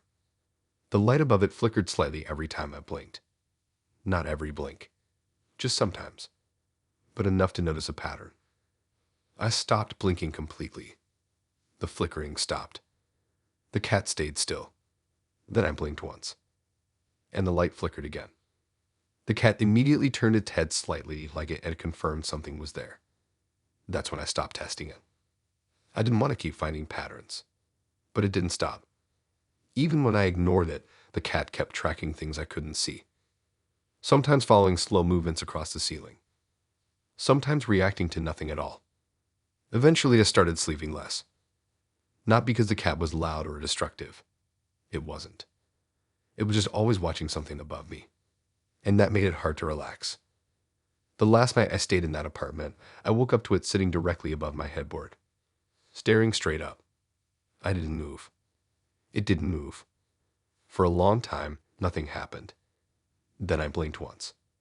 and the cat's eyes followed something across the ceiling very slowly, from one corner to another, like something had just crossed the room. I didn't see it, but the cat definitely did.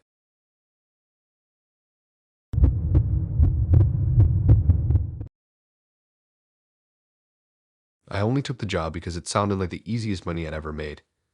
One night, fake being someone's boyfriend at a family dinner. That's it. No long commitment, no weird setup, just show up, act normal, leave. The listing was on a local board site, buried between normal odd jobs and furniture sales. The pay was too good for something that simple, but I told myself people pay for weird things all the time. Social stuff, image stuff, whatever. The message back came fast, almost immediate. They gave me an address and a time, told me to dress casual but neat, and said the family was expecting me. That last part should have been a red flag, but I ignored it.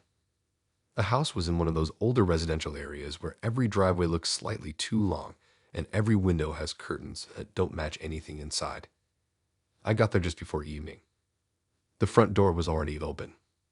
Inside felt too prepared, like the room had been set for something specific instead of just lived in. Dinner table already laid out, plates perfectly aligned, food already on serving dishes like I was the last missing piece of a plan. A man greeted me at the door. He looked normal enough, maybe mid-30s, polite posture, calm expression. He didn't question me or hesitate, just gestured me inside like I was expected. That was the first strange thing. No introduction, no confirmation, just acceptance. I followed him to the dining area where two older people were already seated. His parents, I'd assumed. They looked at me immediately. Not casually, like they were checking something. I sat down where I was told without thinking too much about it. The atmosphere was stiff but not hostile, just quiet in a way that made me aware of my own movements more than usual. The meal started normally enough. Basic conversation, polite tone, nothing unusual at first. But I noticed something early on. They kept looking at me longer than necessary. Not in a suspicious way exactly. More like recognition that didn't match the situation. Like they were trying to place me. Then halfway through the dinner, the tone shifted slightly. The father paused, looking at me more directly than before.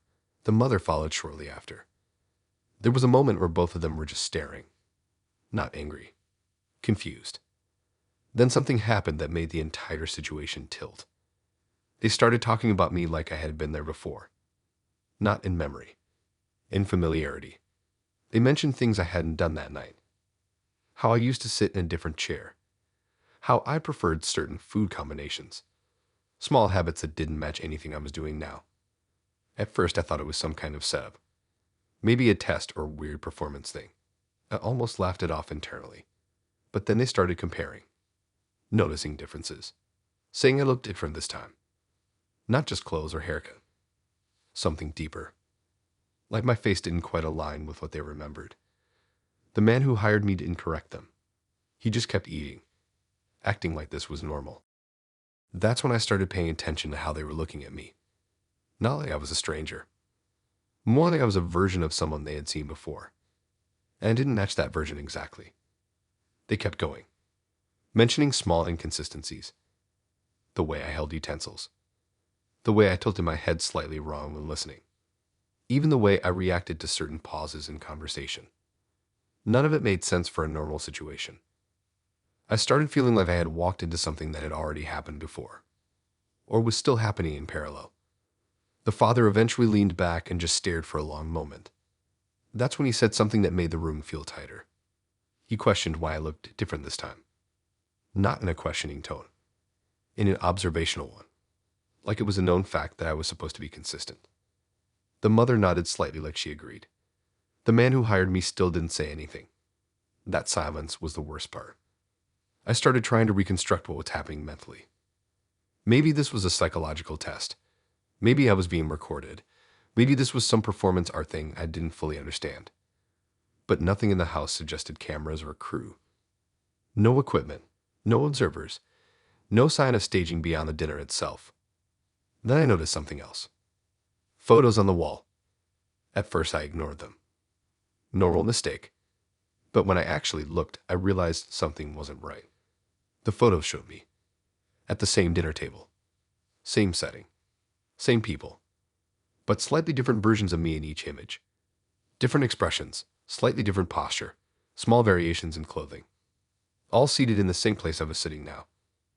Except I had no memory of any of it. I stood up slightly without meaning to. The father's attention snapped to me immediately.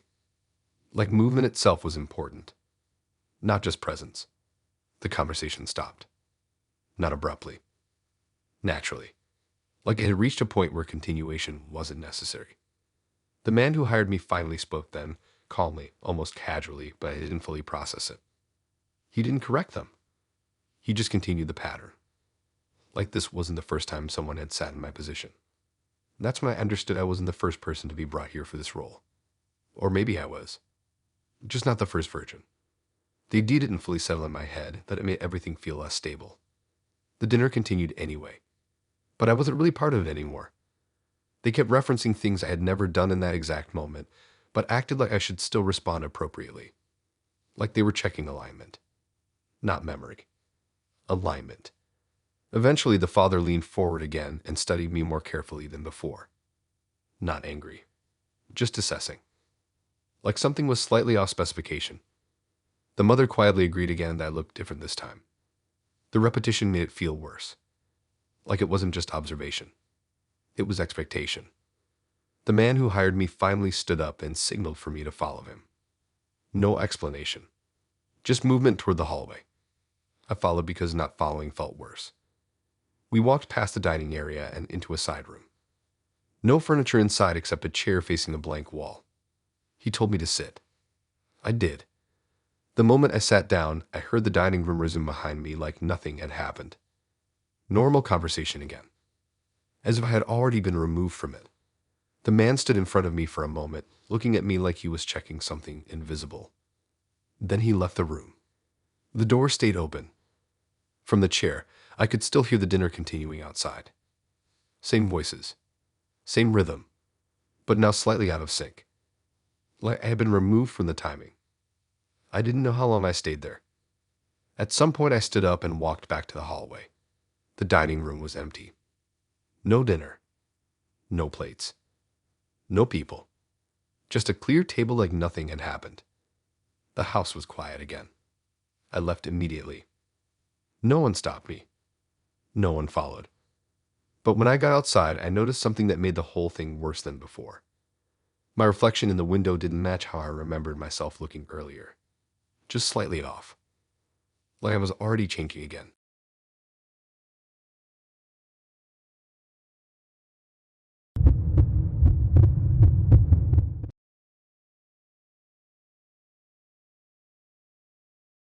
I didn't even need a trunk. That's the part that still annoys me when I think about it.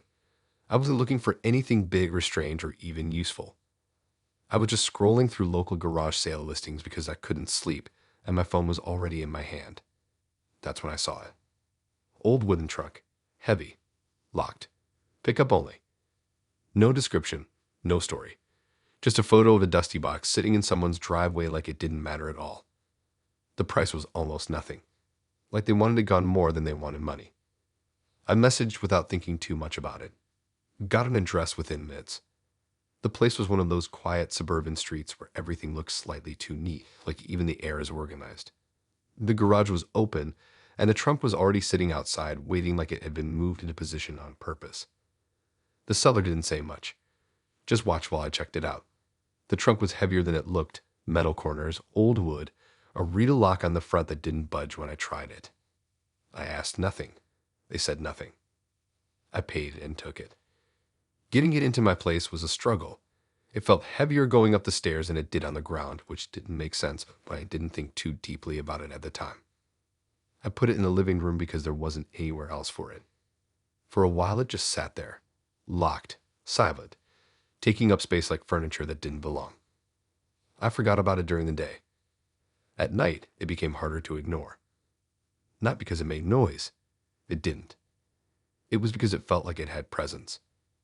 Like the room was slightly different depending on where I stood in relation to it. A few nights in, I noticed something odd. If I stared at it long enough, the edges didn't look stable. Not blurry. Not out of focus. Just slightly wrong in perspective.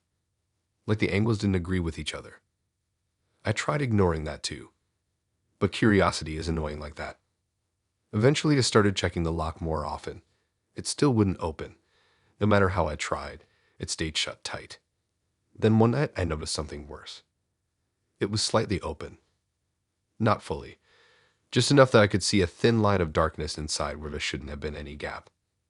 I didn't remember unlocking it. I checked it again. It didn't move further. Just stayed like that.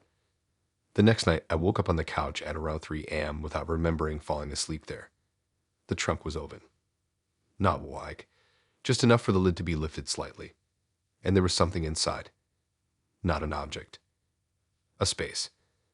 That's the only way I can describe it without sounding like I'm making it up. I got closer slowly. Inside the trunk wasn't wood or storage or anything normal. It was a staircase. Going down.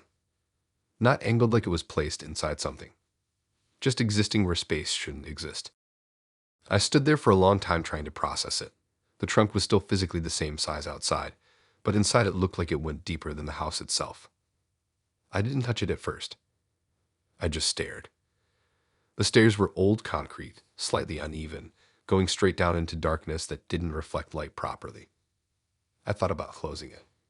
I should have closed it. Instead, I stepped closer. That was my second mistake. From above, it didn't look possible. From the side, it still looked like a normal trunk, but when I leaned in, the angle changed.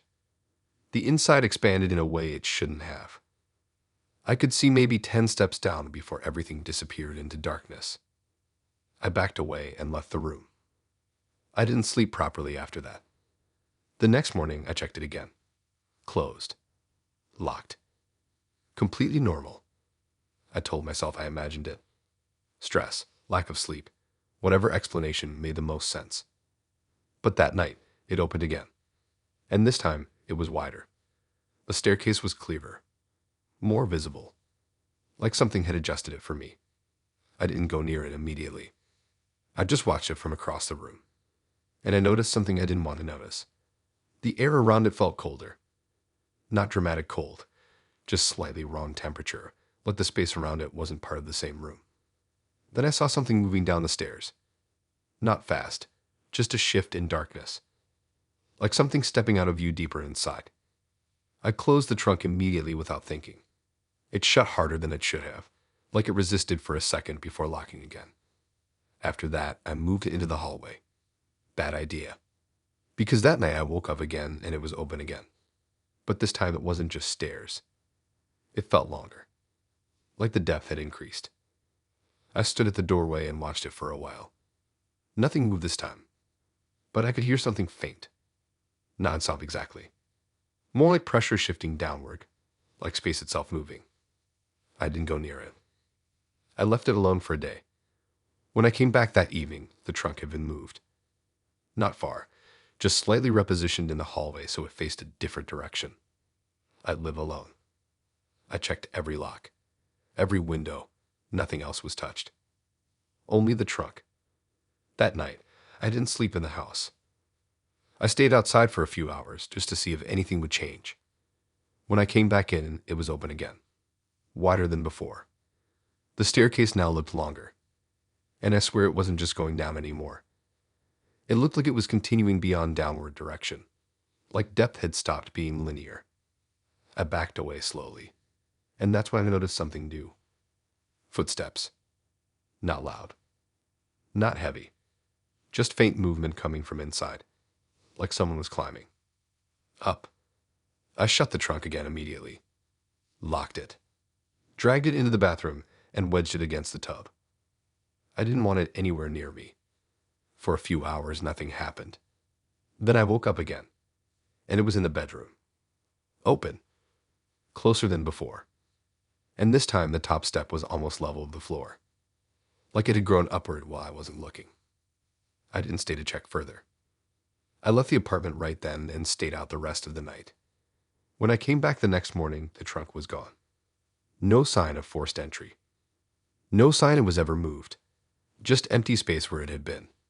Except for one thing. A faint outline on the floor. Like something had been sitting there for a very long time. And every now and then, when the house gets too quiet, I can still hear something moving upward from somewhere that shouldn't exist.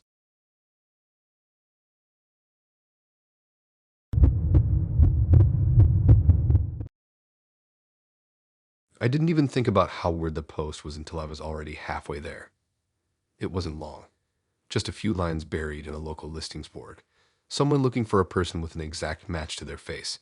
No explanation, no context, just that, and a time, and an address. Normally I'd scroll past something like that instantly, but the photo attached to it made me pause. It was a mirror selfie, and the face in it looked like mine. Not similar, not close. Mine. Same tired eyes, same uneven haircut, same small mark on my jaw I've had since I was a kid. I refreshed the page thinking it was a glitch or stolen image or something like that, but it didn't change. The post stayed up for a few more minutes, then got taken down. I almost ignored it completely after that. But later that evening, I got a message. Same content, same request, same address. I don't know why I went. That's the honest part I keep circling back to. The place was outside the city, in a cluster of older buildings that looked half abandoned. Not fully dead, just forgotten in pieces. The address led to a narrow building with no signage, just a plain door slightly open. Inside was quiet. Too quiet. The hallway was long, lined with doors on both sides. Every light was already on, like someone had been expecting power outages or something. I walked further in until I reached an open room at the end. There was a man standing there. He looked normal at first glance. Mid-40s, maybe, slightly tall, calm posture. But what made me stop wasn't him. It was the mirror behind him. Full wall mirror. And my reflection was already standing there. Not me moving into position. Already there. Facing forward. Matching his exact stance. I remember freezing at the entrance, trying to process it before anything else happened. Then he turned slightly toward me. And smiled. Not a friendly smile. More like confirmation. Like something he had been waiting a long time to see finally arrived. He didn't rush. Didn't seem surprised.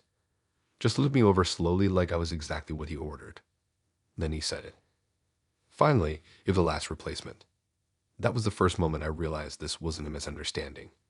Because he wasn't confused. He was relieved. Behind him, the mirror didn't behave normally. My reflection didn't mimic me.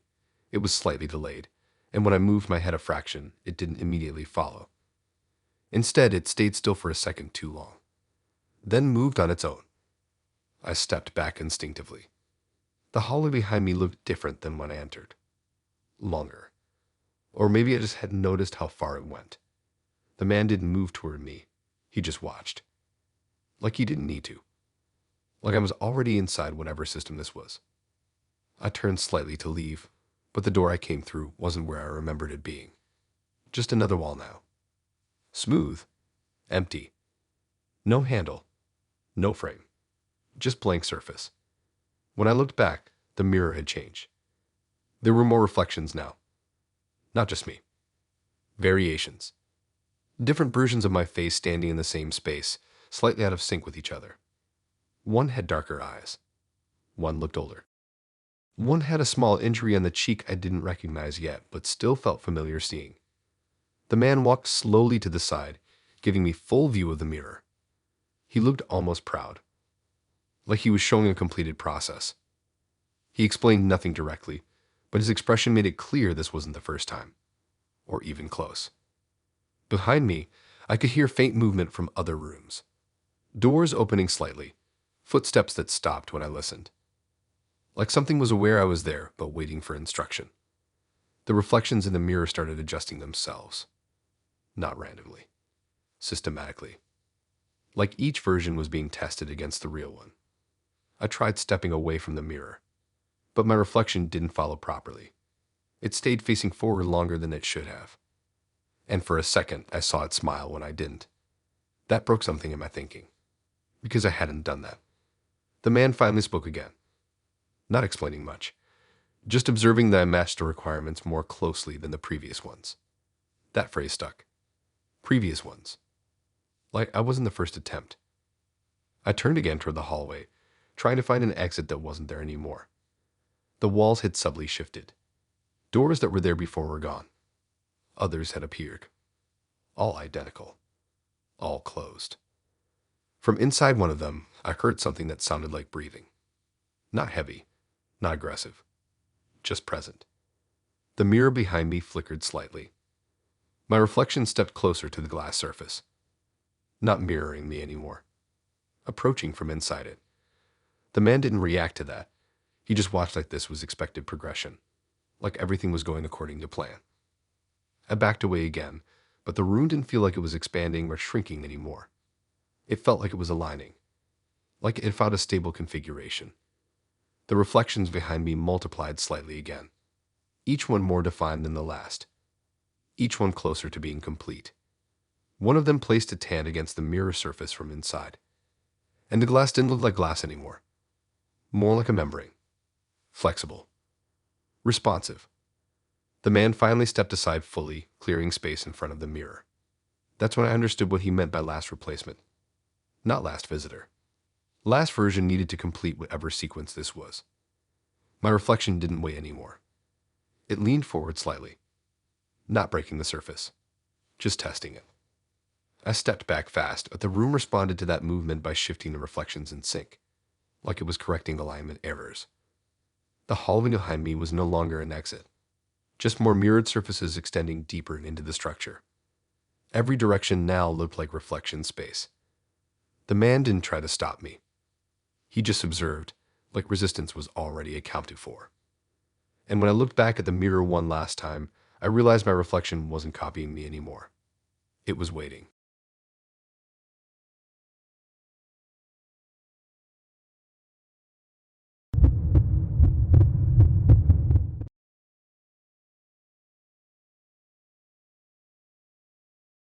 I shouldn't have trusted my gut when I saw the listing was too detailed.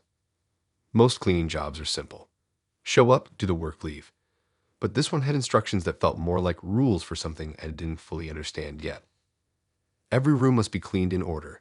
Do not skip. Do not return. The pay was solid, better than normal house cleaning gigs, and the address wasn't far, so I took it without thinking too deeply. The house looked normal from the outside.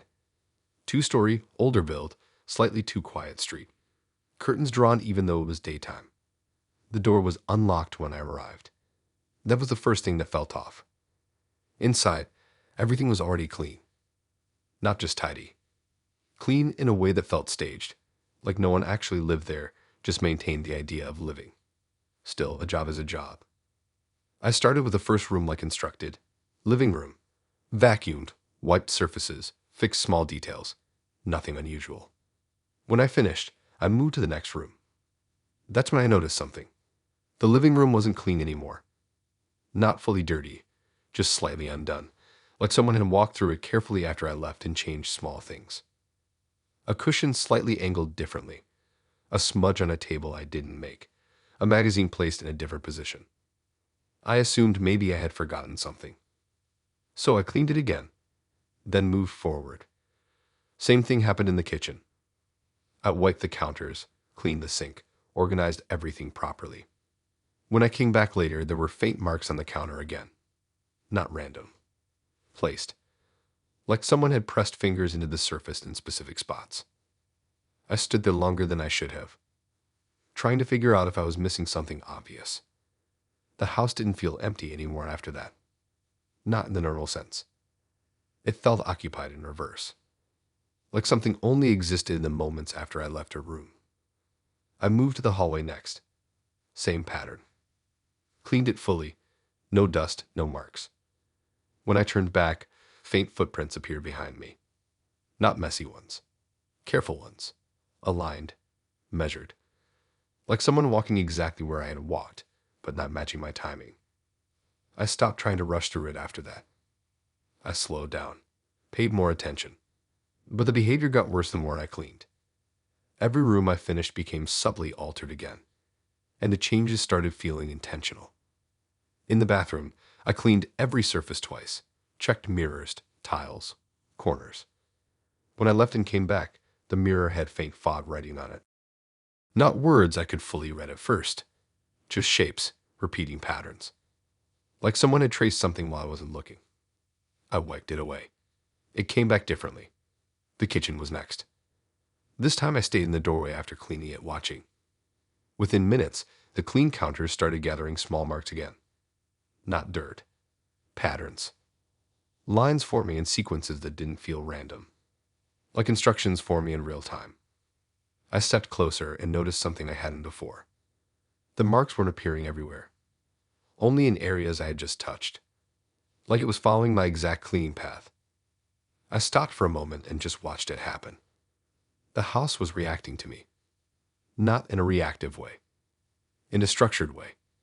Like my actions were triggering responses that were already prepared. I moved to the second floor after that, slower now. The staircase creaked under my weight, and I noticed something worse. The lower floor behind me was already shifting again. I hadn't even finished upstairs, and downstairs was undoing itself. But still not randomly. The changes were becoming more complex. In the living room, I saw furniture slightly repositioned into shapes that looked almost geometric. In the hallway, faint lines appeared along the walls like markings being mapped out. In the kitchen, utensils were arranged in patterns that didn't match any normal usage. I tried cleaning faster, thinking maybe I could outrun it. But that made it worse. The changes started happening faster too. It was reacting to my pace. The upstairs bedroom was the first place where it felt fully intentional. I cleaned it completely. Changed bedding, dusted surfaces, vacuumed. When I turned back, the bed had been slightly compressed in one corner. Like someone had sat there after I left. Not randomly. Exactly where I had stood while cleaning. I froze. Watched it. Nothing else moved. But the impression stayed. I backed out of the room and noticed something in the hallway that wasn't there before. A faint line of dust on the floor forming a continuous path behind me. Not footprints this time. A full route. Tracing everywhere I had been. I stopped trying to clean for a moment and just observed. The house wasn't getting dirty in a traditional sense. It was recording me. Every action I took was being translated into physical changes behind me. Like documentation in reverse. The lower floor had now fully shifted into something else entirely. The patterns I left behind had become denser and more structured. Almost like writing. Not readable words, but organized repetition. The entire house was slowly filling with a system built for my movements. I went back downstairs carefully. Each step felt like it was being registered. The moment I reached the living room again, I saw something that made everything worse. The room wasn't just altered. It was arranged. Furniture aligned in a way that matched my cleaning path exactly. Vacuum lines had become visible patterns in the carpet. Objects placed in positions that mirrored my workflow. It wasn't disorder returning. It was order forming based on me. I stopped cleaning completely at that point. Just stood in the center of the room and watched. The house continued anyway. Slowly adjusting itself even without new input. As if it had enough data already. The final thing I noticed was in the hallway mirror. Not writing this time. A full reflection of the house layout, but slightly different. More structured. More complete. And every room I had cleaned was marked in sequence. Like a timeline. My last movement hadn't erased anything. It had completed a pattern. And as I stood there watching it, I realized the house wasn't getting cleaned at all.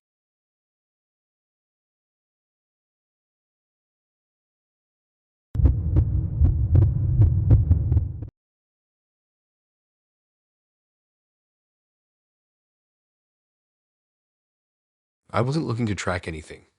I wasn't into fitness or sleep data or any of that stuff. I just saw a listing online for a cheap smartwatch, barely used, almost free, and clicked on it out of boredom more than anything else. The seller said it still worked perfectly. No issues. Just wanted it gone. Pickup was local, quick exchange. No weird interaction, nothing memorable. Just a small box handed over like any other second-hand purchase. It looked normal enough. Black band, slightly scratched screen, generic brand I didn't recognize. I put it on the same night. At first, it was exactly what you'd expect. Step counter, notifications, heart rate monitor. Standard stuff.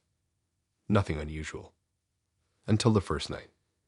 Around 2 a.m., it vibrated while I was asleep. I woke up half confused, saw the screen light up in the dark room. Heart rate elevated. Stress level high. I assumed it was just wrong. I had been asleep, not doing anything. No reason for it to spike. I went back to sleep. Next morning, I checked the logs. It showed periods of movement during the night that didn't match anything I remembered doing. Short bursts of activity, small spikes, then stillness again. I told myself it was just a glitch, but it kept happening. Every night. The readings started getting more specific. Heart rate fluctuations that didn't match my actual sleep. Stress levels rising and falling in patterns that felt too structured to be random. At first, I ignored it. Then it started naming states I didn't recognize. Not just numbers anymore. It began labeling moments. Resting. Active. Alert. And then one night, it added something new. Observation state detected. I remember staring at that line longer than I should have. Because I wasn't doing anything different. I was asleep. At least I thought I was. The next morning, the watch showed a new category in the logs. Unaccounted presence duration. I checked my apartment. Everything was normal. Nothing moved. No signs of intrusion. But the watch insisted something had been there. Standing time intervals recorded. I didn't like that wording. Standing. Not me. Something else. That night, I tried taking it off before sleeping. It wouldn't turn off properly. Not broken. Just unresponsive in a way that felt intentional.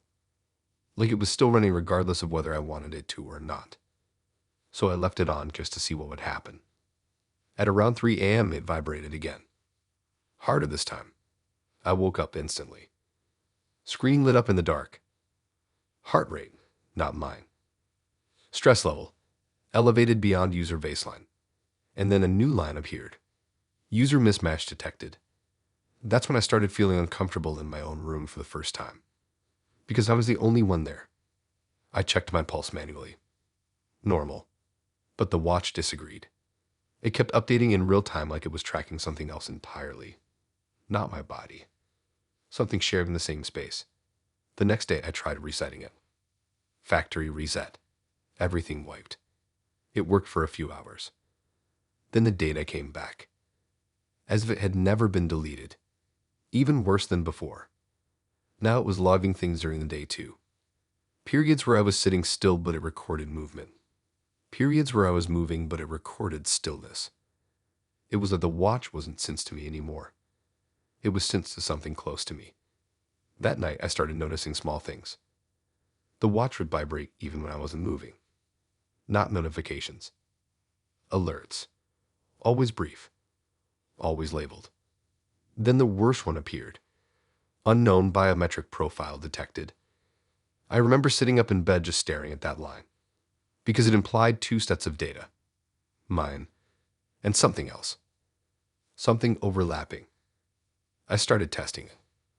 Standing still, sitting still, moving around. The readings didn't stabilize. They kept fluctuating like there was a second pattern interfering with mine. And then it happened. The screen lit up on its own again in the middle of the night. No movement from me. No interaction. Just a single alert. Heart rate, absent. Stress level, maximum. User status, deceased. I froze. Staring at it, waiting for it to correct itself. It didn't. It stayed on that screen for a long time. Then it updated. User status unchanged. Secondary profile active. That was the moment I started pulling away from it. I took it off again and placed it on the table overnight. When I woke up, it was back on my wrist. I don't remember putting it on. The strap was secured properly. Not loosely. Like it had been intentionally fastened. The data for that night was worse. It showed continuous activity while I was asleep. But now there was a clear distinction between me and the secondary profile. Two separate lines. Two separate sets of vitals. Mine stayed mostly stable. The other one didn't. It fluctuated constantly. Like it was awake. I stopped wearing it during the day after that. But it didn't matter. It still collected data. Even when removed. I left it in a drawer once. Checked it hours later. New logs had appeared. User proximity, close range. No explanation for how it was still updating. The final night I kept it in a room, I woke up and saw the screen already lit. No vibration this time, just static alert. User status, deceased confirmed. Secondary profile, stabilized. And beneath that, a new line appeared. Primary user overwritten. I don't remember taking it off after that. Only that when I checked my wrist the next morning, the watch was still there.